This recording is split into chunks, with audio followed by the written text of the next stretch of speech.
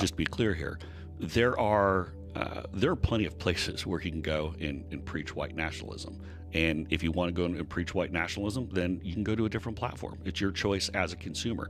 We believe that our community does not want to see that. We believe that if we're going to scale, if we're going to be a true competitor to big tech, these are the parameters that we're going to keep people safe within this. And hey, some people are going to agree with it, some people aren't. But what we're providing is so much different and so much better than any of the big tech platforms. And it's not fully free thinker though. Then it's not fully free thinker because you're not allowing me to think for myself that I disagree with the guy.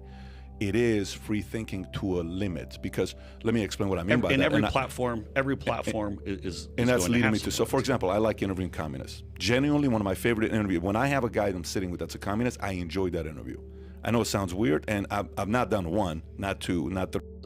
And if you want to go and preach white nationalism, then you can go to a different platform. It's your choice as a consumer. We believe that our community does not want to see that. We believe that if we're going to scale, if we're going to be a true competitor to big tech, these are the parameters that we're going to keep people safe within this. And hey, some people are going to agree with it, some people aren't. But what we're providing is so much different and so much better than any of the big tech platforms. And it's not fully free thinker though. Then it's not fully free thinker because you're not allowing me to think for myself that I disagree with the guy. It is free thinking to a limit because let me explain what I mean by that. And every platform is and that's going leading to me to. So for example,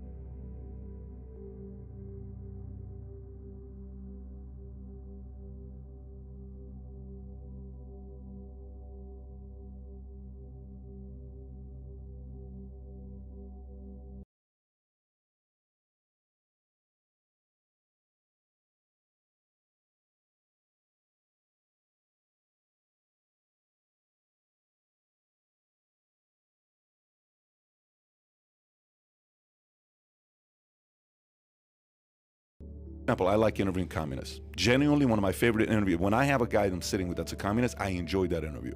I know it sounds weird, and I've not done one, not two, not three. Any major name that's a communist, I want them sitting here. The only reason they're not, or I haven't interviewed them, is because they've said no, not because I haven't invited them. I enjoy talking to them because I want to know what makes you think the way you do, and I'll let the audience say, screw Pat, I don't agree with them, that was unfair, or you know what, I don't agree with the other guy, I agree with Pat, great, but they get to make a decision for themselves. The part I think about, what gives us a lot of confidence in America? What gives you and I a lot of confidence to live in America? It's a piece of paper, right? What is that piece of paper called? Constitution. The Constitution, right? And why is it so powerful? Because I can't just erase it and say, you know what, I don't know, I don't know about this part. The Constitution is, here's what the founding fathers founded this country on, right? I think you're a small virtual government right now. You got 5 million people living there. You're a small state essentially. If you think about it, what's a state with 5 million people? Idaho, I don't know the number, but 5 million you're a state, right, essentially. Or you're a small country, okay? That's out there, but 5 million is 5 million. And you are a virtual government, essentially. You are a virtual nation, essentially. So is Twitter, so is Facebook, so is YouTube. That's what you're building. I think the right way to do it, it's just my feedback. You can take it, you cannot take it. I just give them the feedback. Is to put a constitution out there saying, these are the things that will never be changed. And here's what we're putting on paper. So I go to the website and say, this is Getter's Constitution. This is what we'll tolerate. This is what we won't tolerate. So I had a meeting at Jekyll Island. And I pulled my guys aside and I took them out there and I'm showing them Rockefeller's house and I'm showing them all these guys' house. It's a very good experience if you've been to Jekyll Island. And in the room where the federal, the whole Federal Reserve got started with the whole meetings and all that stuff in 1906 or when it became official, we're in the room, we're having all these conversations, a sense of the historic. And I said, I want us to write out our constitution of I, we, never, okay? So I will, ... We had 13 I's, we had 13 we's, we have 13 nevers. So the I is, I will set the best example as a leader. Okay, it's I's, right? The we was, we collectively will do X, Y, Z. The never was, never will we compromise, ... Never will we accept, ... Never will we do. The reason why I share that with our field force is because if somebody sees that and they say, yeah, I don't like it, they leave. But if somebody sees that and they say, oh my God, this is home. I'm here to stay. And not only am I here to stay, I'm going to tell the world about the we never, right? I'm going to go tell the world about this whole thing. I think the right virtual government to do it the right way is to create a constitution that they themselves will be held accountable if they cross the line with that constitution. I may be wrong, but I think it's very important for the user to have trust with you. I completely agree. And I think that to that point, so we have our terms of service, which largely, I mean, it's a contract. It's the one thing that people sign or that they check off when they join anything, whether it's Twitter or Facebook or yeah, but Getter, nobody reads terms of service. I was about to say that. But Zero. So right? To that point, that's obviously very legalistic and very. And the reason why it reads legalistic is because it's your contract. So we just hired a brand new director of moderation who's going through and actually putting together the formal community guidelines that'll have very specifics of rules of the road, essentially. I think that'll probably take, it's written now, but we're just going through some refinement. A few weeks, we'll have that posted. So to your point, that will then be our constitution that we post with more granular, more kind of to the platform so people fully understand it. Like I said, look, we're not going to get everything right every time. Now we're going to continue to grow. There are different dynamics, different situations that come up. And I knew I was going to spend a lot of time on moderation when I took on this challenge, especially after the deplatforming of January 6th and everything. I didn't even know I was going to spend quite this much time on moderation. And keep in mind, right now we're largely talking about the U.S. I'm dealing with it on the global level. So then I'm dealing with the UK, I'm dealing with the German law enforcement, I'm dealing with people all around the world. And look, Getter is, and one of the kind of the unique things about it, we're only 50% U.S. And prior to the Rogan explosion, Rogan and Tucker coming on board, we're only 37% U.S. I made the commitment when we launched this thing, this could be a global platform, not just because of where I wanted to go for scale, but also to make sure it wasn't an American echo chamber. And so Brazil is about 15%. Brazil second. Brazil second. So the UK is 30, just below 10. Germany's right behind them, and France is right behind them, and then Japan is Japan and Canada are like number 6 and 7. And so the countries where we have teams where we're out working, obviously the U.S., Brazil, UK, France, Germany, and then I just expanded this quarter for Japan, India, and Colombia. And so those are kind of our big targets. I think India is good for you. I think India is good for you because there's a lot of free thinkers in India, and their enemy is also the same enemy, which is China. They're not a fan of China. They banned 100 apps in China. So to that point, it's almost like we synced up beforehand. The drivers where we found in a lot of our international markets where we're targeting, obviously you can get us globally unless the government's blocking it. Actually, literally the day we kicked off, I think we had 10 or 20,000 people sign up for Venezuela.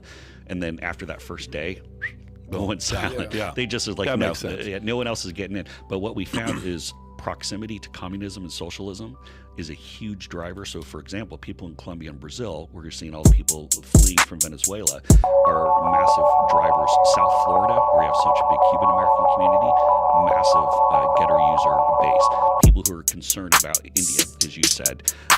Also, elections that are coming up in countries where there are elections in 2022. You see a lot more political activity. People are kind of supercharged and paying attention to it. And then, of course, the big one is where you have both big tech and governments who are coming in and trying to silence people. And there's a huge difference. I mean, you take a look at Colombia, which literally has a no censorship clause in their own constitution, or it's essentially an amendment that they added. Colombia.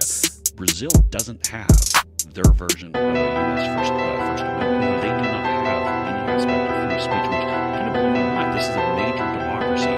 Certainly in South America, big power in their supermarkets of the world when it comes to beef markets and other things. You have the single biggest Japanese community outside of Japan, and they don't have that. In fact, I met the deputy Carol Detoni, who's writing their version of the First Amendment, and I was like, wait a minute, you guys don't have that? She goes, no one in our Constitution is protected. We take for granted our First Amendment rights to be able to express ourselves, and obviously with your background. No question. I mean, people get killed for being on the wrong side of the street. It's pretty nutty. But anyways, so I want to go through a couple of things. So I looked up Parler. I'm looking at Parler's data. Parler got started September 2018. They grew from whatever they had to 20 million users, and right now they got maybe 500,000 to 700,000 active users. Rumble, who Chris Pavlovsky, he was with us a couple of weeks. Matter of fact, the day he announced the $100 million offer to Rogan. 2 days prior to that, we had a conversation about him specifically doing something like that, and he went out there and did it. interesting move. Good for him. He obviously turned it down, but yeah, everybody said, hey, this guy's got that kind of money, more power to him. And I think they said they have, what number did he say in the month of January? They had 39 million active users. But you got to realize they've been around for 9 years, and it's not like they're just got started 8 months ago and they're going to 5 million, right? And he is also trying to do what he's doing, but he's raising capital. I want to go back to the part about raising money. Have you guys started raising money? Oh, Are you yes, I'm sorry. fully funded? Yes. So we are funded by 2 international investment firms, one based in London, one based in the New York area. So it's completely privately funded right now.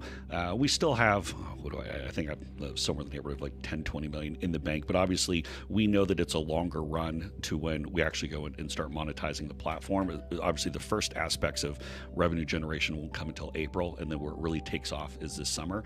But our backers know that there's a lot of money, quite frankly, to be made in this space. We have to spend a lot of money to get there. A lot of money. A lot of money. Yeah. And here's the thing too, is we talk about kind of the pure dollar challenges. Just being a competitor platform, the way that the bar is raised extra high just on attracting engineers, attracting talent, because everyone is so concerned about getting blacklisted by Google or Facebook. What would happen if big tech saw that I worked with a challenger? Would this, stop me from getting jobs or going to the cool parties What a great point. You put on a resume, 9 months at Getter. What were you doing at Getter? 2.5 years at Getter, 2.5 years at Rumble. I can see that. Blacklisted permanently to work in that industry. Is that a challenge for the engineers that you're hiring? I'll tell you on this. It was at the beginning. It's less so now. In fact, a couple of weeks ago, we hired someone who had competing offers from Google and from us, and they turned down Google and they came with us. And I was like, holy, you know what? I'm like, really? Like, you're turning down Google to come with us? And the person said, look, I've been impressed. I was a little skeptical when you guys launched. I thought it might be like the other platforms and immediately got kicked off or got banned. I've seen what you guys have done, and I'm just so sick of the discrimination. He goes, I'm not even a Republican. I'm an independent. But the fact that if independent in California basically means that you're Republican, but you're afraid to have your registration be that, which I can't blame him. And he goes, just everybody knows, like, oh, you're one of them. And he goes, I'm just so sick of that discrimination, that behavior. I want to go to a place where at least, look, he's not going to be some card-carrying Republican, but at least he feels free. So for YouTube's alternative is Rumble. Every time YouTube screws up, Rumble does well, Chris does well, and they get users.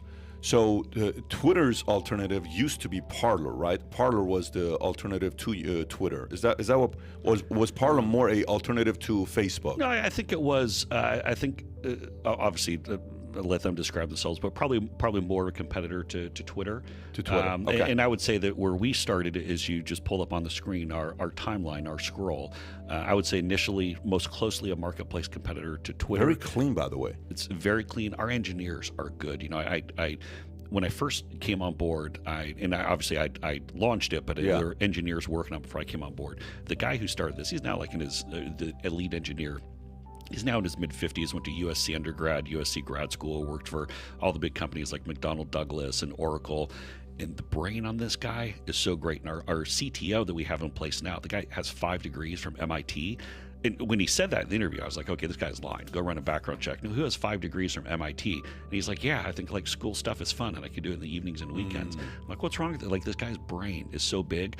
Our deputy CTO went to Tsinghua, which is like the Harvard plus Yale plus Stanford of China. He's now here living in the U.S. and will be permanently living here in the U.S. The brains on these guys are so big. I mean, I'm just the pretty face, but these guys are. That was a joke for anyone who's not seen. No, the I like video. that. I like the way you did it. I'm definitely not the pretty face. I like the way you did that. I have the voice for radio if whenever had it, but it's a clean look. These guys are so smart because, again, the 2 things that I said right at the beginning, I want this to be a global company that can scale. It has to look as good, if not better, than anything big tech is putting out. Otherwise, people are going to walk up and say, Twitter might be a bunch of you-know-whats, but their functionality is better. Did you address what what's his name Rogan said when he got on your platform and he says all of a sudden I had 9.2 million followers and I don't have 9.2 million followers? I think you addressed that. You said you showed how many you would have that have to still join, but how many are Getter followers, right? There's something that you guys did with that. And so it's, again, this is one where self-inflicted error easily could have been. What happened is the front half of our engineering got out of sorts with our back end. We just started rolling it out for a number of users where when you post on Getter, it cross-post, it shows up on Twitter, which is great. Then you don't have to go and bounce around, and because a lot of people have audiences, especially content creators or people who are in kind of the messaging space or commentators. What happened was we got out there and showed here's what the total reach is, and so I had the combined Twitter and Getter followers. That's now split up, so you say here's how many Getter specific and here's how many total. So say if you were to post something on Getter and you have cross-posting enabled, then you see what your total reach is. We should have had that done early on. It should have been the same time as the back end, because the back end is just now catching up.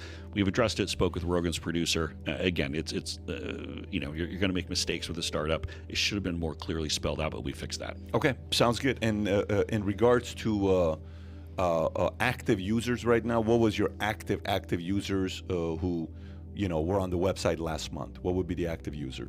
Activity. People are kind of supercharged and paying attention to it.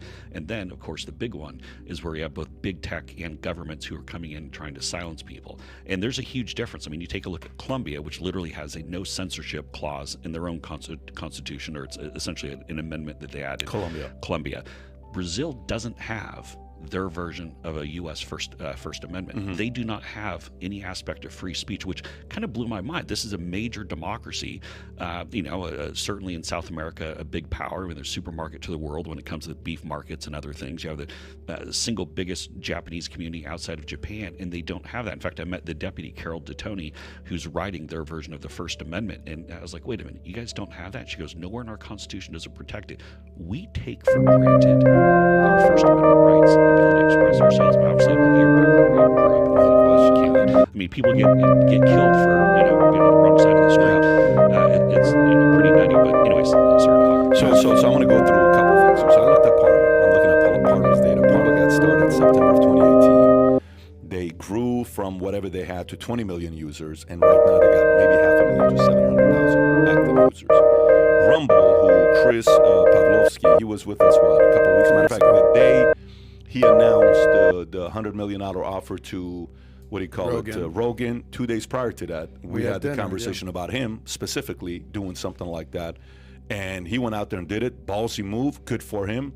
He obviously turned it down, but yeah, everybody said, hey, this guy's got that kind of money, more power to you, right? And I think they said they have, what number did he say? In the month of January, they had 39 million active users. But you got to realize, they've been around for 9 years, and it's not like they're just got started 8 months ago and they're going to 5 million, right? And he is also trying to do what he's doing, but he's raising capital. I want to go back to the part about raising money. Have you guys started raising money? Oh, Are yes, you I'm sorry. fully funded? Yes, so we are funded by 2 international investment firms, one based in London, one based in the New York area. So it's completely privately funded right now. We still have, I think I'm somewhere in the neighborhood of like 10, 20 million in the bank, but obviously we know that it's a longer run to when we actually go and start monetizing the platform. Obviously the first aspects of revenue generation won't come until April, and then where it really takes off is this summer. But our backers know that there's a lot of money, quite frankly, to be made in this space. But you have to spend a lot of money to get there. A lot of money. A lot of money. Yeah. And here's the thing too, is we talk about kind of the pure dollar challenges. Just being a competitor platform, the way that the bar is raised extra high just on attracting engineers, attracting talent, because everyone is so concerned about getting blacklisted by Google or Facebook. What would happen if big tech saw that I worked with a challenger? Would this, stop me from getting jobs or going to the cool parties What a great point. You put on a resume, 9 months at Getter. What were you doing at Getter? 2.5 years at Getter, 2.5 years at Rumble. I can see that.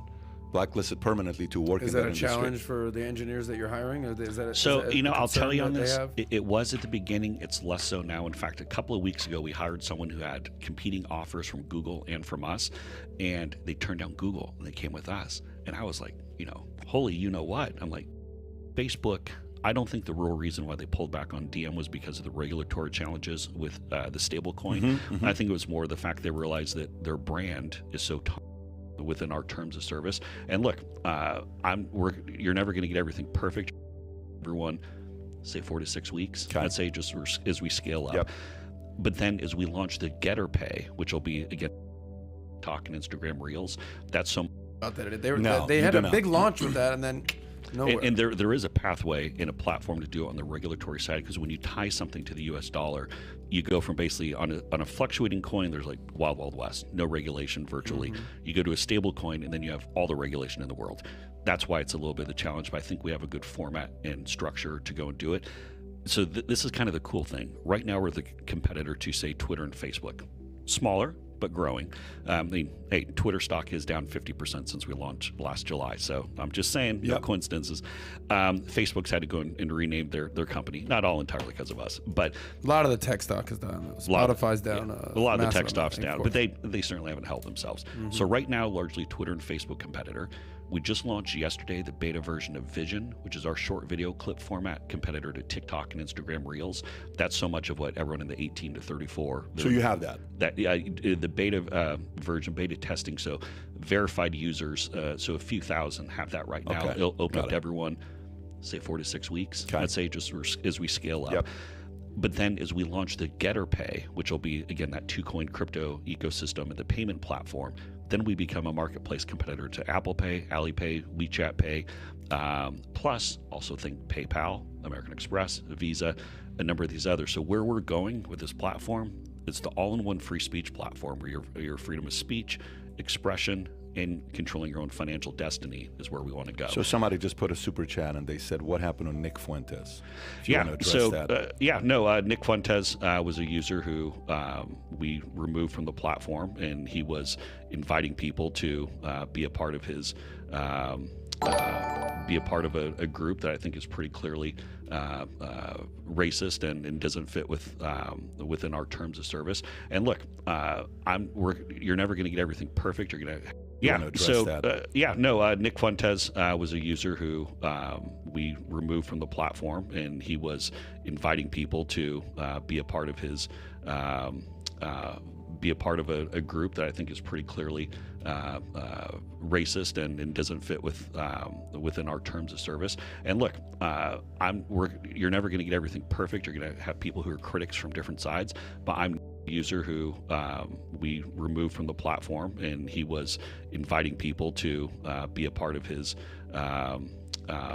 be a part of a group that I think is pretty clearly racist and doesn't fit within our terms of service. And look, you're never going to get everything perfect. You're going to have people who are critics from different sides, but I'm not going to allow Getter to become the OkCupid of the white nationalist set. I'm just not. What did Nick Fuentes say? What group was it?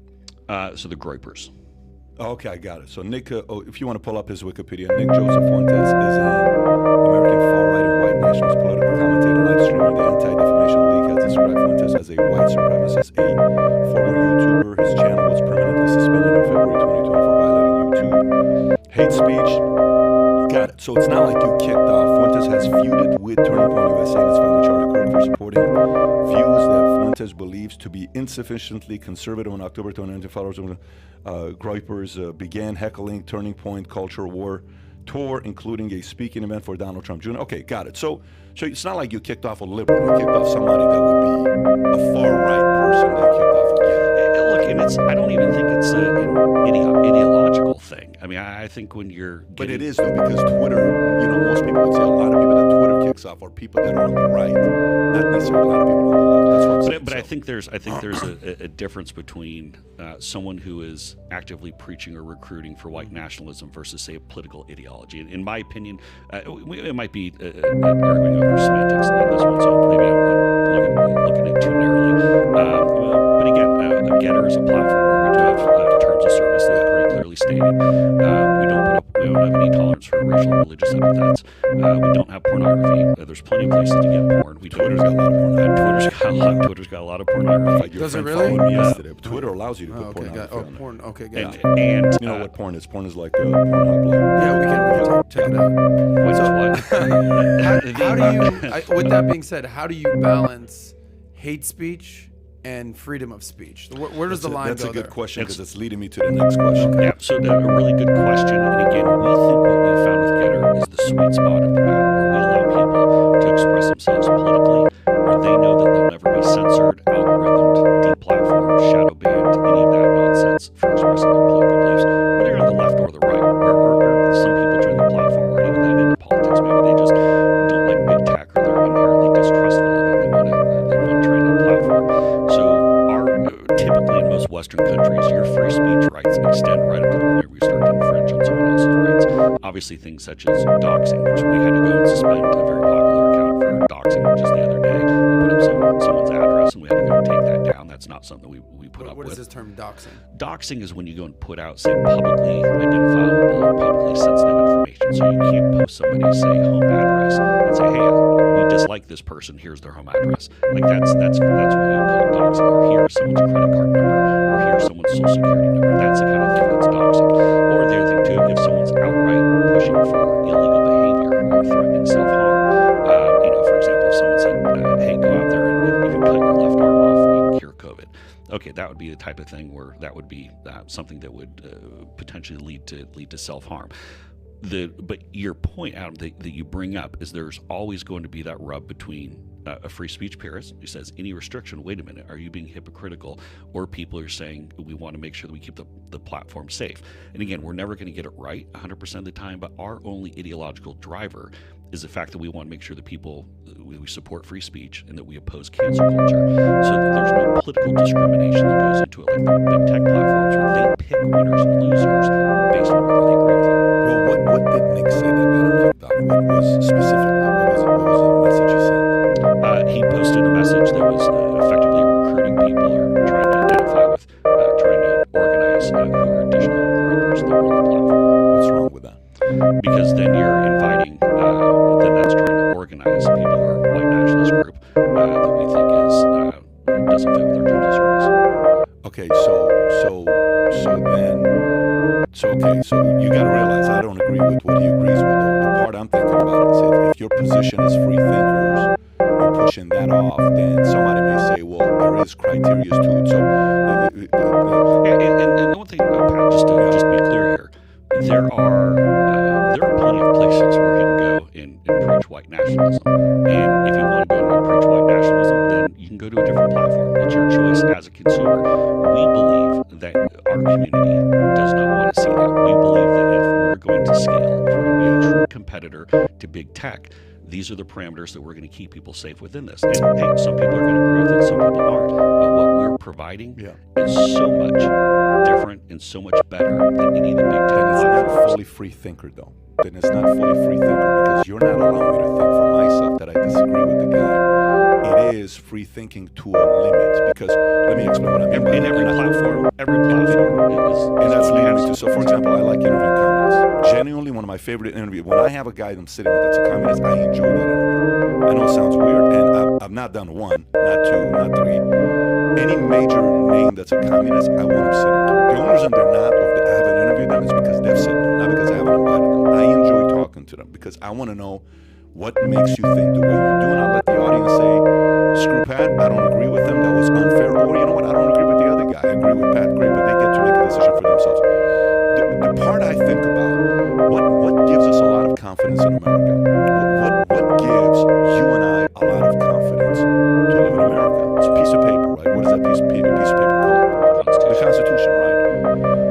And why is it so powerful? Because I can't just erase it and say, you know what, I don't know, I don't know about this part. The Constitution is, here's what the founding fathers founded this country on, right?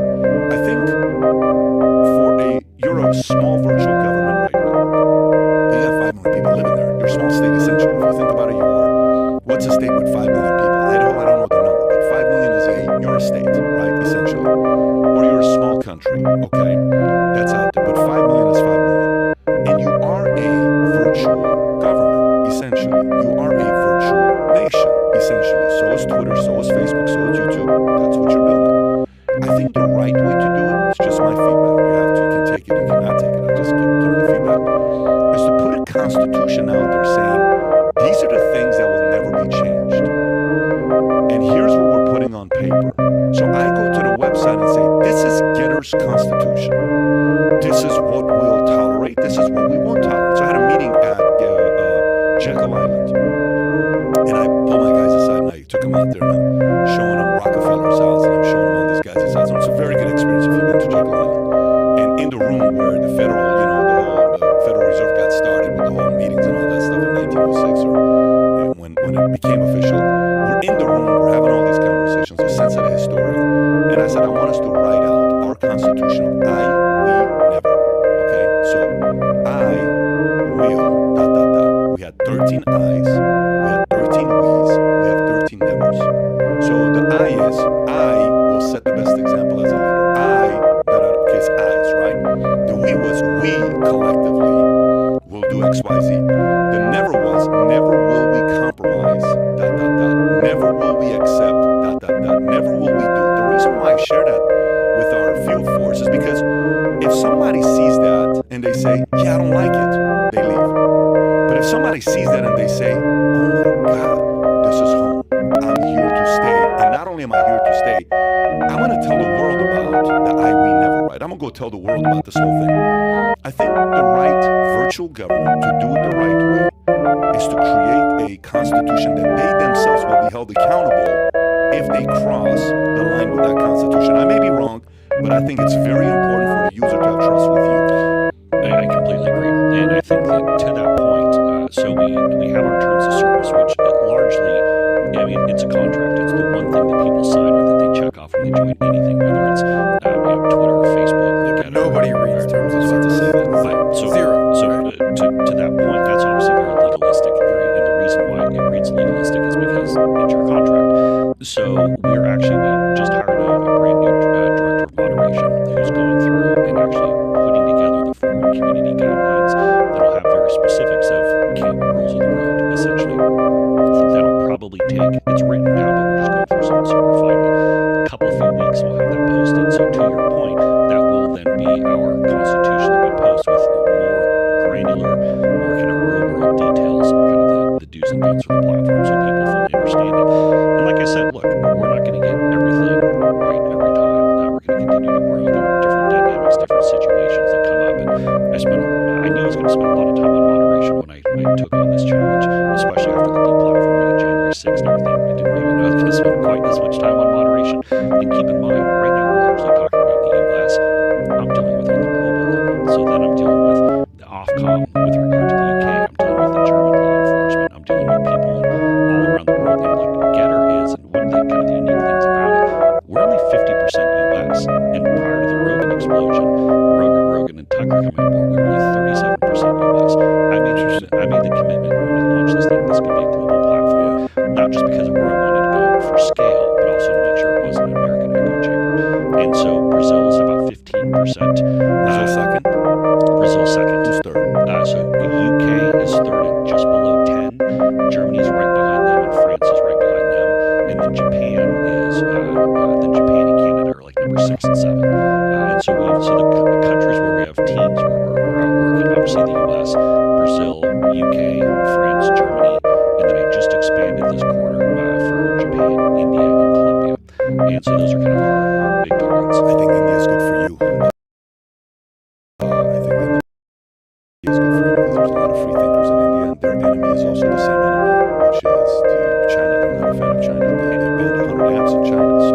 And so to that point, it's almost like we synced up beforehand. The drivers where we found a lot of our international markets where we're targeting, obviously you can get us globally unless the government's blocking it. Actually, literally the day we kicked off, I think we had 10 or 20,000 people sign up from Venezuela. And then after that first day, no went silent. They just was like, no one else is getting it. But what we found is proximity to communism and socialism is a huge driver. So for example, people in Colombia and Brazil, where you're seeing all the people fleeing from Venezuela, are massive drivers. South Florida, where we have such a big Cuban American community, massive Getter user base. People who are concerned about India, as you said. Also elections that are coming up in countries where there are elections in 2022. You just see a lot more political activity. People are kind of supercharged and paying attention to it. And then, of course, the big one is where you have both big tech and governments who are coming in and trying to silence people. And there's a huge difference. I mean, you take a look at Colombia, which literally has a no censorship clause in their own constitution, or it's essentially an amendment that they added. Colombia. Brazil doesn't have their version of a U.S. First Amendment. They do not have any aspect of free speech, which kind of blew my mind. This is a major democracy.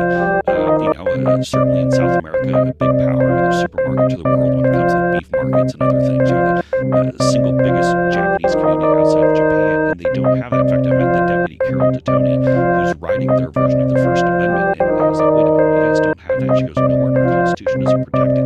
We take for granted our First Amendment rights, the ability to express ourselves. And obviously, look at your background, where you grew up, no question. I mean, people get get killed for being on the wrong side of the street. It's pretty nutty. But anyways, sorry. So I'm going to go through a couple of things here. So I looked at Parler. I'm looking at Parler's data. Parler got started September of 2018. They grew from whatever they had to 20 million users, and right now they got maybe 500,000 to 700,000 active users. Rumble, who Chris Pavlovsky, he was with us a couple of weeks. Matter of fact, the day he announced the $100 million offer to Rogan. 2 days prior to that, we had the conversation about him specifically doing something like that, and he went out there and did it. Ballsy move, good for him. He obviously turned it down, but yet everybody said, "Hey, this guy's got that kind of money. More power to you." And I think they said they have. What number did he say in the month of January? They have 39 million active users. But you got to realize they've been around for 9 years, and it's not like they're just got started 8 months ago. They're going to 5 million, right? And he is also trying to do what he's doing, but he's raising capital. I want to go back to the part about raising money. Have you guys started raising money? Oh, yes, I'm sorry. Fully funded? Yes, so we are funded by 2 international investment firms, one based in London, one based in the New York area. So it's completely privately funded right now. We still have, I think, somewhere like 10, 20 million in the bank, but obviously we know that it's a longer run to when we actually go and start monetizing the platform. Obviously, the first aspects of revenue generation won't come until April, and then where it really takes off is this summer. But our backers know that there's a lot of money, quite frankly, to be made in this space. We have to spend a lot of money to get there. A lot of money. And that's and here's the thing too, is we talk about kind of the parent dollar challenges. Just being a competitive platform, the way that the bar is raised extra high just on attracting engineers, attracting talent, because everyone is so concerned about getting blacklisted by Google or Facebook. What would happen if big tech software worked with a challenger?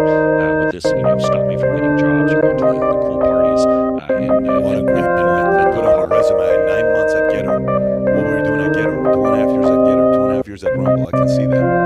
Blacklisted permanently too. Is that a challenge for the engineers that you're hiring? So, I'll tell you on this. It was at the beginning. It's less so now. In fact, a couple of weeks ago, we hired someone who had competing offers from Google and from us, and they turned down Google and they came with us.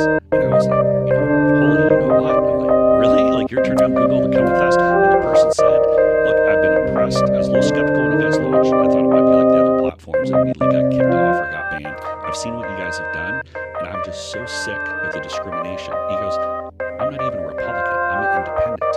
But the fact that if independent in California basically means that you're a Republican, but you're afraid to have your registration be that, which I can't blame him. And he goes, just everybody knows, like, oh, you're one of them. And he goes, I'm just so sick of that discrimination, that behavior. I want to go to a place where at least, look, he's not going to be some card-carrying Republican. At least he feels free. So for YouTube's alternative is Rumble. Every time YouTube screws up, Rumble does well, Chris does well, and they get users. So Twitter's alternative used to be Parler, right? Parler was the alternative to Twitter. Is that what was Parler more a alternative to Facebook? No, I think it was. Obviously, let them describe themselves, but probably more of a competitor to Twitter. Okay. And I would say that where we started is you just pull up on the screen our timeline, our scroll. I would say initially most closely a marketplace competitor to Twitter. Very clean, by the way. It's very clean. Our engineers are good.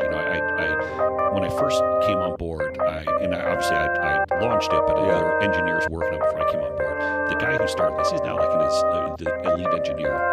He's now in his mid-50s, went to USC undergrad, USC grad school, worked for all the big companies like McDonnell Douglas and Oracle. And the brain on this guy is so great. And our CTO that we have in place now, the guy has 5 degrees from MIT. And when he said that in the interview, I was like, okay, this guy's lying. Go run a background check. No, who has 5 degrees from MIT? And he's like, yeah, I think like school stuff is fun and I can do it in the evenings and weekends. I'm like, what's wrong with it? Like, this guy's brain is so big. Our deputy CTO went to Tsinghua, which is like the Harvard plus Yale plus Stanford of China. He's now here living in the U.S. and will be permanently living here in the U.S. The brains on these guys are so big. I mean, I'm just the pretty face, but these guys are. That was a joke for anyone who's not seen. No, I like that. I like the way you did it. I'm definitely not the pretty face. I like the way you did that. I have the voice for radio if whenever had it, but it's a clean look. These guys are so smart because again, the 2 things that I said right at the beginning. I want this to be a global company that can scale. It has to look as good, if not better, than anything big tech is putting out. Otherwise, people are going to walk up and say, Twitter might be a bunch of what's, but their functionality is better. Did you address what what's his name? Rogan said when he got on your platform and he says, all of a sudden I had 9.2 million followers, and I don't have 9.2 million followers.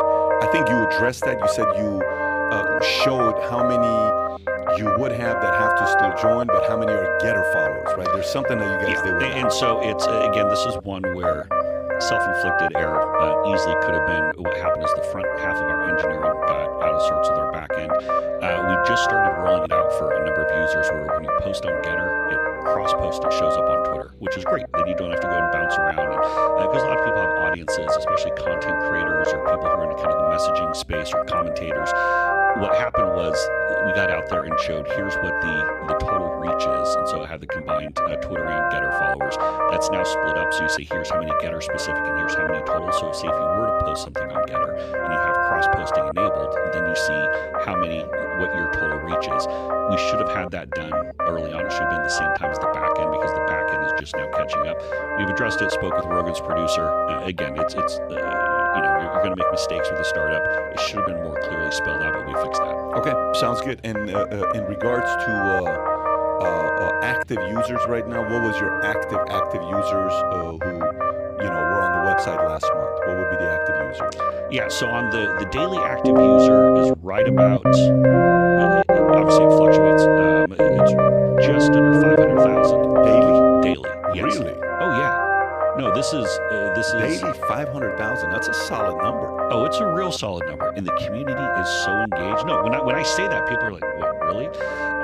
Oh no, it is a big number, and in fact, we've had just answer the question you didn't ask about following, say, Rogan and Tucker and those people coming on in January. We grew by 50%. We've held the audience, and we actually last week had our 2 highest days ever. As far as posting, as far as the number of posts. Activity? Yes, as far as the activity. So that number is held and actually gone up. So we're holding and keeping mobilized these new people who came on in January. So it hasn't been kind of the dip and then the drop. We've been able to hold them. The fact that there's alternatives, that's good for everybody. Coffee bean is good for users, because it makes Starbucks realize they have to constantly. Cheap coffee at Dunkin' Donuts is good for customers because it makes you think, hey, Starbucks cannot take it to $10 or whatever. Burger King is very good for users who go to McDonald's. I mean, neither one of them is good for you, but it's good for users because there's competition. Can you show me Junior's last tweet in regards to Truth Network coming out? I think he just posted this. Time for some truth. Breaking. This was Donald Trump's first post on Truth Social. Get ready, your favorite president will see you soon. I mean, he's always humble. It's such a unique quality of his. But get ready, your favorite president will see you soon. And that's out there with Truth Social. Now, Truth Social would be more of a competitor to you guys as well as to Twitter, right? Would you say Truth Social? The way that I think you got to look at it isn't so much of here's one pie that the alternative platforms have and they're challenging each other, and then here's the big tech. And the reason why is Facebook actually lost followers this last quarter. First time ever that they've had a drop where they've lost people. Twitter, as the Washington Post said, I think it was Megan McArdle had a great op-ed, said their business model is misery. People just, the experience on Twitter just being so negative and nasty. Functionality is great. Twitter's a well-oiled machine functionality-wise, but it's so negative. A lot of people are turned off from that. One thing to keep in mind is when President Trump was deplatformed, and I know this from my own market research, about 20 to 25% of his followers, his voters domestically from 2020, quit social media. Didn't necessarily delete their accounts, but they stopped using social media. They were frustrated. They were turned off. They said, this is all rigged by 20% big tech. Of his voters, yes. So he had, just under 75 million people, about 20 to 25%, somewhere right in between there. Now it makes sense why he's never on Twitter. It's here's what happens. When President Trump announced in October of this last year that he was going to launch Truth Social, over the next 10 days, we had a 135% increase in signups versus the previous 10 days. Because here's what's happening. People are coming off the sidelines, and they're saying, what's available, what's here? We're here right now. Truth Social is not. When President Trump gets back in, I think it's going to get a lot more people saying, you know what, maybe now's the time. This is the genesis. This is the spark point to go and look at other platforms that are not called big tech. So this isn't just a matter of us fighting over some small pie. Twitter and Facebook are going to lose a lot of people to both Truth Social and to us, and maybe even some other platforms, when Trump gets in and starts getting people jazzed up. And here's the other thing to keep in mind. Facebook and Twitter, it's not like they're taking their foot off the pedal. Facebook in particular launched their quote-unquote global anti-misinformation effort, which means that anyone having an election in 2022, Philippines, Colombia, Brazil, France, they're going around and essentially picking winners and losers, doing their warning labels, doing the same nonsense that they did with U.S. elections. So they're continuing to drive people away on a daily basis. Can you pull up the article from Reuters with Trump about Truth Social? So Trump's opens to hundreds of testers that have expected lunch. Let me make it a little bit bigger. I want to read this. I haven't read this yet. So Reuters, details about former President Donald Trump's new social media app are trickling out as about 500 beta testers have begun using an early version of Truth Social. Two sources told Reuters the testing of Truth Social comes a year after Trump was banned from Facebook, Twitter, and Alphabet. His new media and technology venture, Trump has pledged to deliver an engaging and censorship-free experience on the app, which Chief Executive Devin Nunes has said will launch by the end of March. Truth remains shrouded in secrecy and is regarded skepticism by some in tech and media circles. See, the challenge with this is, he got a guy to go join him, which is one of the most powerful guys in tech. What is Peter Thiel doing resigning from Facebook board to go join him? A libertarian that wants to go join him. He must know something others don't. A guy like him is not going to go somewhere if he doesn't think it's going to be a winning formula. And if he goes, he can probably make some phone calls to recruit the best of the best engineers because he's connected with everybody. And they don't come as smart as that guy does. That guy's he doesn't want attention. He's low key. He doesn't want to get out there and talk. He just wants to deliver. And so that guy teaming up with him, and I know you're saying this is going to help our platform, but the only way I think it would is if Trump was actually active on Getter, because if a user, one of the most annoying thing about a user is the following. Here's what users are getting annoyed with. A user wakes up and is like, look, I used to just have to check Facebook. Now I got to check Facebook. Then I got to check Twitter. Then I got to check YouTube. Then I got to check Instagram. Then I got to check LinkedIn. Then I got to check TikTok. Then I got to check. Now I got to check GitHub. Now I got to. It's so many things for me to check off, right? So don't you think this guy going out there and doing what he does, it could possibly, because this is what a lot of people are saying, it could possibly hurt some of the other startup platforms out there like yours, or maybe even a Rumble? So, well, that's the thing. Thiel is a big backer of Rumble, and so I know he is. Right. And so one of the things also you got to keep in mind, Thiel leaving Facebook or Meta, whatever they're calling themselves now, it's not as though he's leaving Meta to go do something Trump. He's leaving. I think you have to go and bifurcate the two. Here's the reason why. Facebook's a dying company. I mean, even Zuckerberg said that they're going to lose 45% of their audience 18 and under over the next 2 years. Kids don't have Facebook. They have Snapchat and TikTok. That's where they're going to. Well, Instagram too. Instagram. And they said, so this is kind of where I'm getting to on the functionality. Instagram Reels, this is per Zuckerberg's most recent quarterly investor report. Instagram Reels, the short video format, drives about 60% of their engagement. That's anyone coming to any of the broader Instagram, Facebook properties. It's for Instagram Reels. That's what that's what we launched yesterday. Because they're hyping those up, and they're basically. But that's working because that's kind of like TikTok. Reels go viral. Reels can take off. And we actually just launched yesterday. Again, the beta testing as we start to scale up. Vision, which is our short video format. So that's why I said initially we're competitors with Twitter and Facebook. Now we're launching a product that ultimately will go head to head with TikTok, Instagram Reels. This is even before we get to say the Getter Pay as we go into the crypto payment platform we have. The other thing we have that's really popular right now is live streaming. And just to give you a sense of the scope, when President Trump had his rally in Arizona last month, 1 million people, technically 996,000, I'll round up to 1 million. 1 million people watched President Trump's rally on Getter over 3 different channels. You had Right Side, you had Newsmax, and you had Real America's Voice. Those combined, so 1 million out of our 4.5 million were watching Trump's rally. When he had his rally then in Conroe, Texas, 2 weeks later, over 700,000. The live streaming dynamic that we've added in has been gangbusters, not just here, but globally as well. Yeah, that's my concern, because that's all going to be on Truth if he does that. I think it's a long play, because even Truth, it's not an easy thing to just build something. I would be surprised. I would be surprised. I've not seen from any of the beta testers that they have live streaming in the near future. They'll eventually they'll set that. But also, you got to keep in mind. At least I'm kind of tooting my own horn here. We have the short the short video clip format, which is, again, that's where people are doing the fun dances and all this stuff.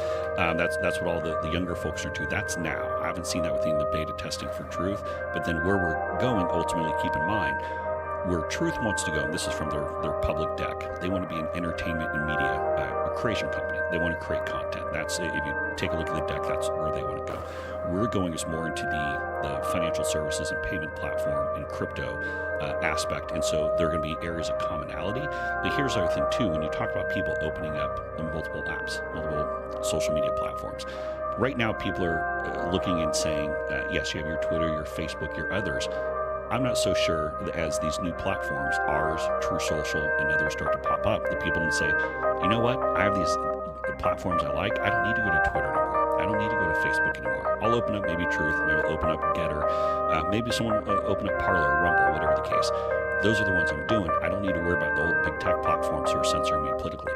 Yeah, I told this to Chris, if you remember when we were talking, I said the what's going to help today is you got to get something on your show, on your platform, that I can only get on your platform, right? Like what you were talking about with earlier conversation we're having with you being a pundit at a couple different places, and one of the places you were expressing what the terms, conditions was, is, for example, why did I go to Spotify? I've never downloaded Spotify until Rogan went on Spotify. I've never downloaded Spotify ever in my life until Rogan went there. Then I said, I'm going to go to Spotify, right?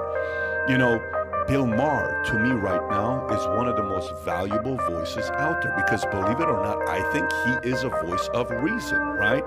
You got that's also a reflection of how off track the American totally get left it. I is love what he gone. said. You always say it. He says, I didn't change. You changed. I've been the same for the last 30 years. I'm still the same old pot smoking, hippie, liberal, whatever. So I think he's very necessary. I think our Russell Brand is very necessary. I think Jon Stewart, oh my gosh, if he came out of retirement, whoever was able to pick him up, that guy's your good friend Hassan Minaj.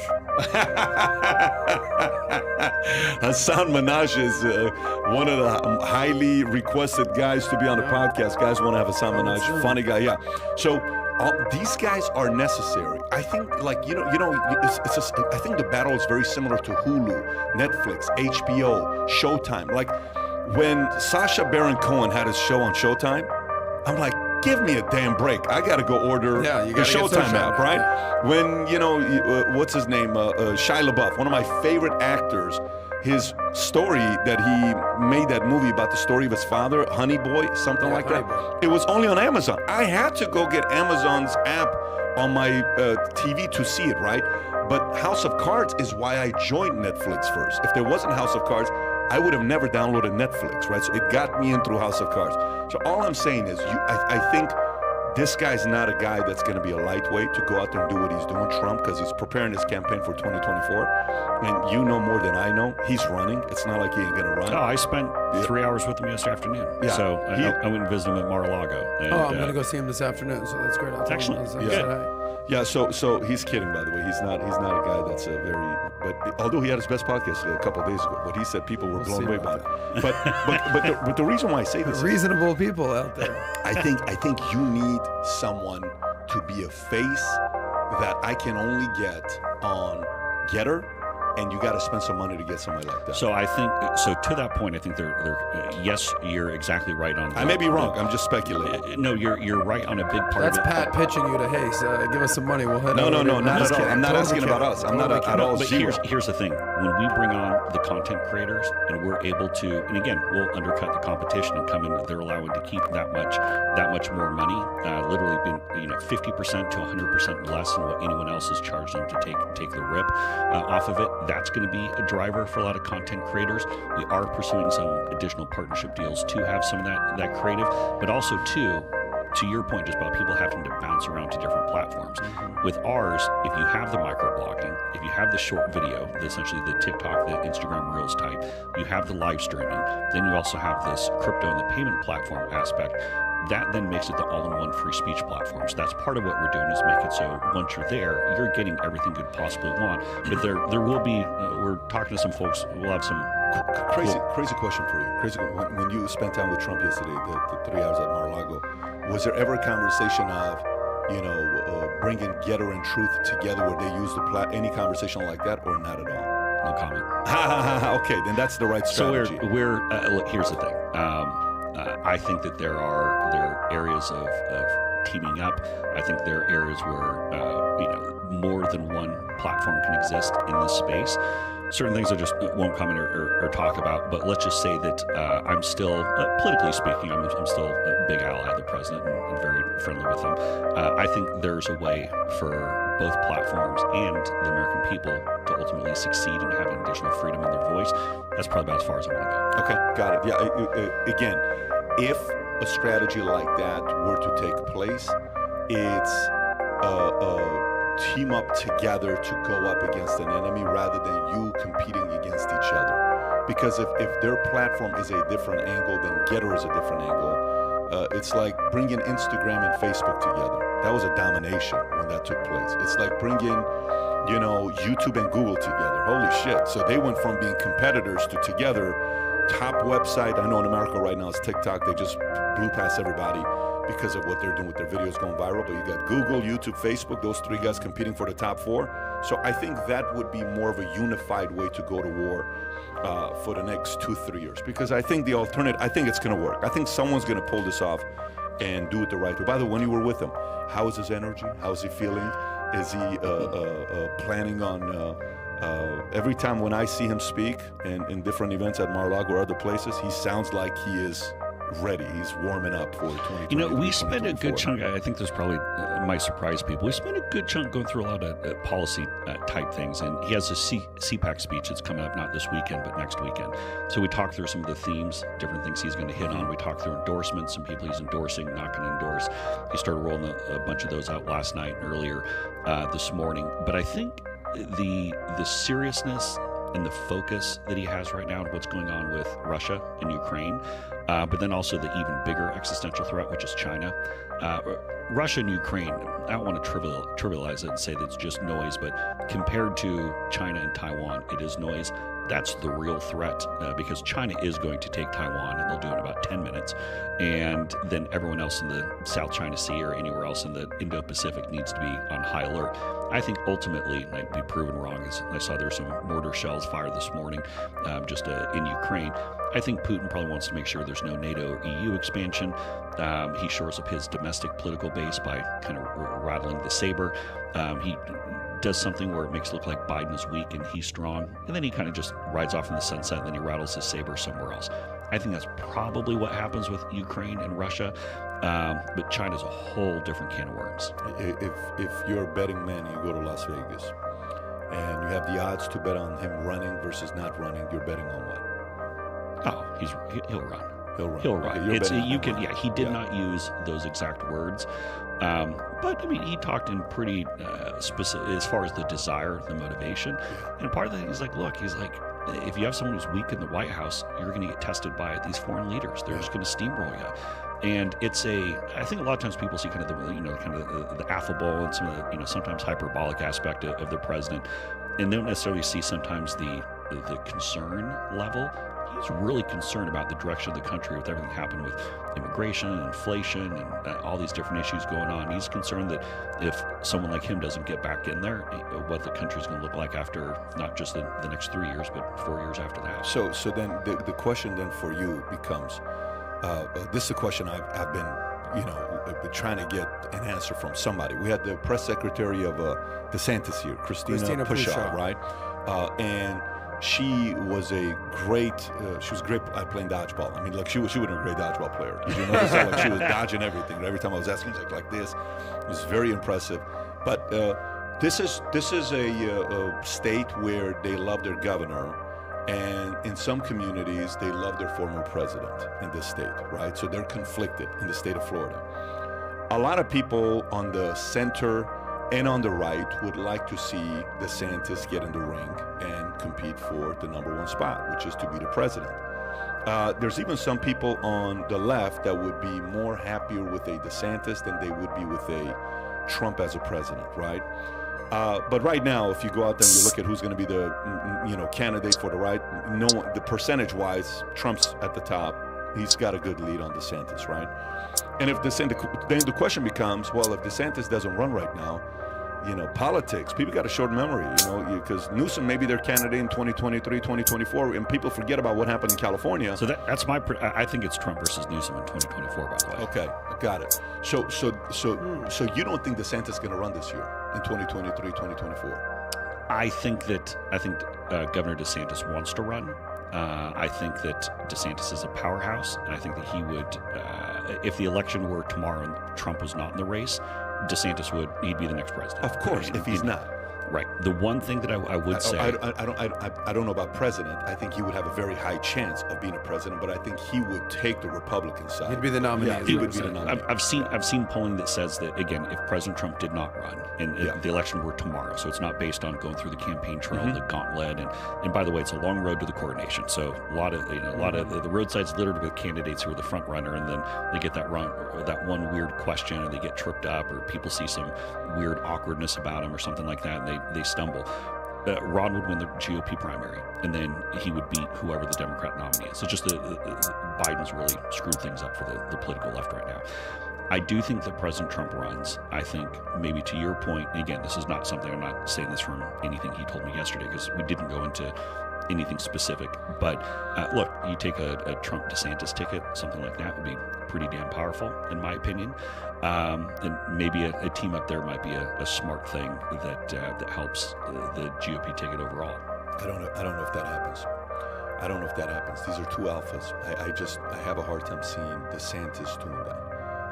But at the same time, if they go at each other, what does it look like if they both run? I've seen all the quotes, all the things Trump has said. I would beat him too. I would, the booster shot. Hey, people asked me if I took the booster. I did. Some people are afraid to see. I followed all the stories, everything that's been happening. But what happens if both of them run? Is that a good thing, or? I'd prefer to avoid it. I still think Trump wins. I don't even think that it's ultimately close. But it would. I think that, again, Ron's a powerhouse. Trump's a bigger powerhouse. What about his relationship with Pence these days? Pence may be considering running as well. They haven't exactly minced words as of late. Where's things stand with Pence? Yeah, I don't think they're hanging out on the weekends anymore. So I think that ship has probably sailed. So I don't. Any chance that if Trump runs again, that Pence would be his VP nomination at all? I can't see it. Zero. I think it's zero. I don't think it's possible. I don't think it's possible for that to happen. But Pence would run, though, no? Don't you think? Like, looking on stage, you see a Trump, you see a Pence, you see a Nikki Haley, you see a DeSantis. What does that look like there? And here's the reality. If you look at the polling, DeSantis has already clearly passed Pence. Even if President Trump did not run for some reason, if President Trump did not run, I do think Pence definitely then runs. If I were advising him, I'd say not to, because I think DeSantis would clean his clock. DeSantis would clean his clock. Pence's, yes. Yeah, I don't disagree. Can you see Trump and Pence debating on stage? I mean, certainly if there was a primary field and they had primary debates, I think Trump would probably love that. It'd be made for TV excitement. I don't think Pence would do it. I don't think Pence is going to run because so what's Pence's message going to be? Let's actually go there. First debate, they're on stage. I was with Trump 99.9% of the time. Until January 6th insurrection. Yeah. So who does he get? He gets the Lincoln Project folks. Yep. He gets the Bush camp. He gets McConnell. Who does he get? Karl Rove. He gets Karl Rove. He gets those guys. That's who he's going to get. Okay. What happened the moment Biden won? What did they do to Lincoln Project? Nothing. They realized you're left out there too. So Lincoln Project is also sitting there. They're probably behind closed doors hoping for a DeSantis, hoping for somebody else, because those guys are not going to support Trump. But Pence's argument is going to be, it's only going to last for a week or two before he's done. I don't think that's going to last. But don't forget that Pence was a nobody before Trump made him. Well, I will tell you this. I get nobody. what you're saying. I get what. No, he has a point to say when he. To me, how I interpret that is, he wasn't mainstream. That's a better way of saying it. Not that he was a nobody. I will tell you, a lot of people voted for Trump because they were glad Pence was the VP. So you can't say he was a nobody. Especially So if you think about percentage-wise, out of all the votes he got when he beat Hillary, okay, what percentage you think was Pence? So I can tell you, just put a little numbers to that. In the final debate that President Trump had, and toward the end of it, when he answered the question about Supreme Court picks. This is in 16? Yes, in 16, sorry. It's just in 2016, our numbers went from mid-high 80s with Republicans to low mid 90s with Republicans after that answer, because people heard he's pro-life, they want conservative Supreme Court judges, support the Second Amendment, but that was much more of the Pence voter that kind of took it from the mid-high 80s to the low mid 90s. So you're exactly right. There was definitely a community of folks that pushed him over, and 77,000 votes over 6 states. Yeah, you could say Pence was a huge part of Trump. I want to read the story, political insider story. McConnell, Bush, GOP establishment working to foil Trump-endorsed candidates. Senate Minority Leader Mitch McConnell is working behind the scenes to protect and strengthen GOP establishment figures, sometimes in direct opposition to former President Trump. And McConnell isn't alone either. At his side, at least one instance is former President George W. Bush. One such case in Arizona Senate race, Trump has been highly critical of Governor Doug Ducey over the state's performance in 2020 election. While Ducey has demurred on running for Senate in 2022, he's gotten encouragement from the likes of McConnell and George Bush. McConnell has stated that he believes that Trump has done damage to the GOP and told allies that he will not be back unelectable goofballs in the primaries. What do you have to say about that? Are you surprised? No, not surprised at all. I mean, that's the swamp hates President Trump, and they hate anyone who's not going to conform, who's not going to go and fall in line. I do think that we need to make sure that we're vetting candidates and make sure that we have solid ones that are going to be there. And I think President Trump has a smarter, a little more robust effort built around him for this time for what candidates he's backing. And look, there'll be some places where you see, the swamp type folks plus Trump being on the same page on some of these endorsements. There'll be places where they're on different. So say Trump runs 2023, okay? And by the way, right now, if you bet $100 in Vegas on the bet of Trump running, the return is only $1. Yeah, I was going to say because everybody knows he's running. Yeah, but say he runs, who do you see? Because what I'm interested in is, give me a list of people that are his enemies that we know of, and then give the potential unexpected enemies that will fight against him not being president. So let's talk about the people that we know are enemies. Is mainstream going to support him? Well, and mainstream as maybe a wrong word that I used. I'd say the Washington, the swamp creatures. They're not going to support him. They're not going to support him. Okay. I do think that the overall Republican base is pretty solidly with Trump. So go to the swamp. Give me names on the right that you would consider swamp. McConnell's one. Yeah. McConnell. Who else would you put as swamp? You listed a number earlier, whether it be McConnell, whether it be Rove. I know Rove might technically live in Texas, but he's viewed as being kind of the establishment, that George W. Bush types that are there. I would say anyone who voted in the Liz Cheney types, even though she's going to be out of office here. There's zero chance that she wins her race in Wyoming. But those are the types. Got it. So number the one Chamber is of Commerce. The Chamber of Commerce, the swamp, is not going to support him on the right. Who else will be those that wouldn't support him?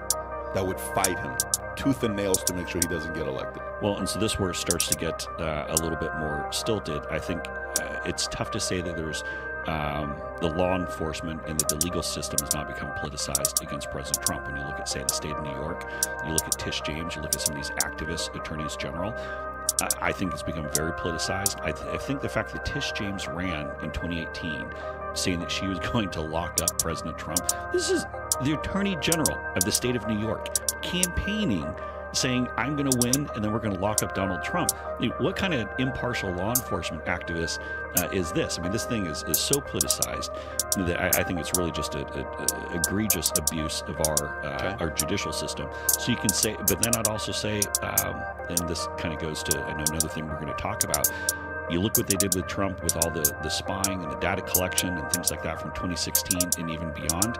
I don't put it above even Biden's White House or Biden's DOJ to go and pull some of the same shenanigans again. Okay, so far we got the swamp, part of the mainstream media.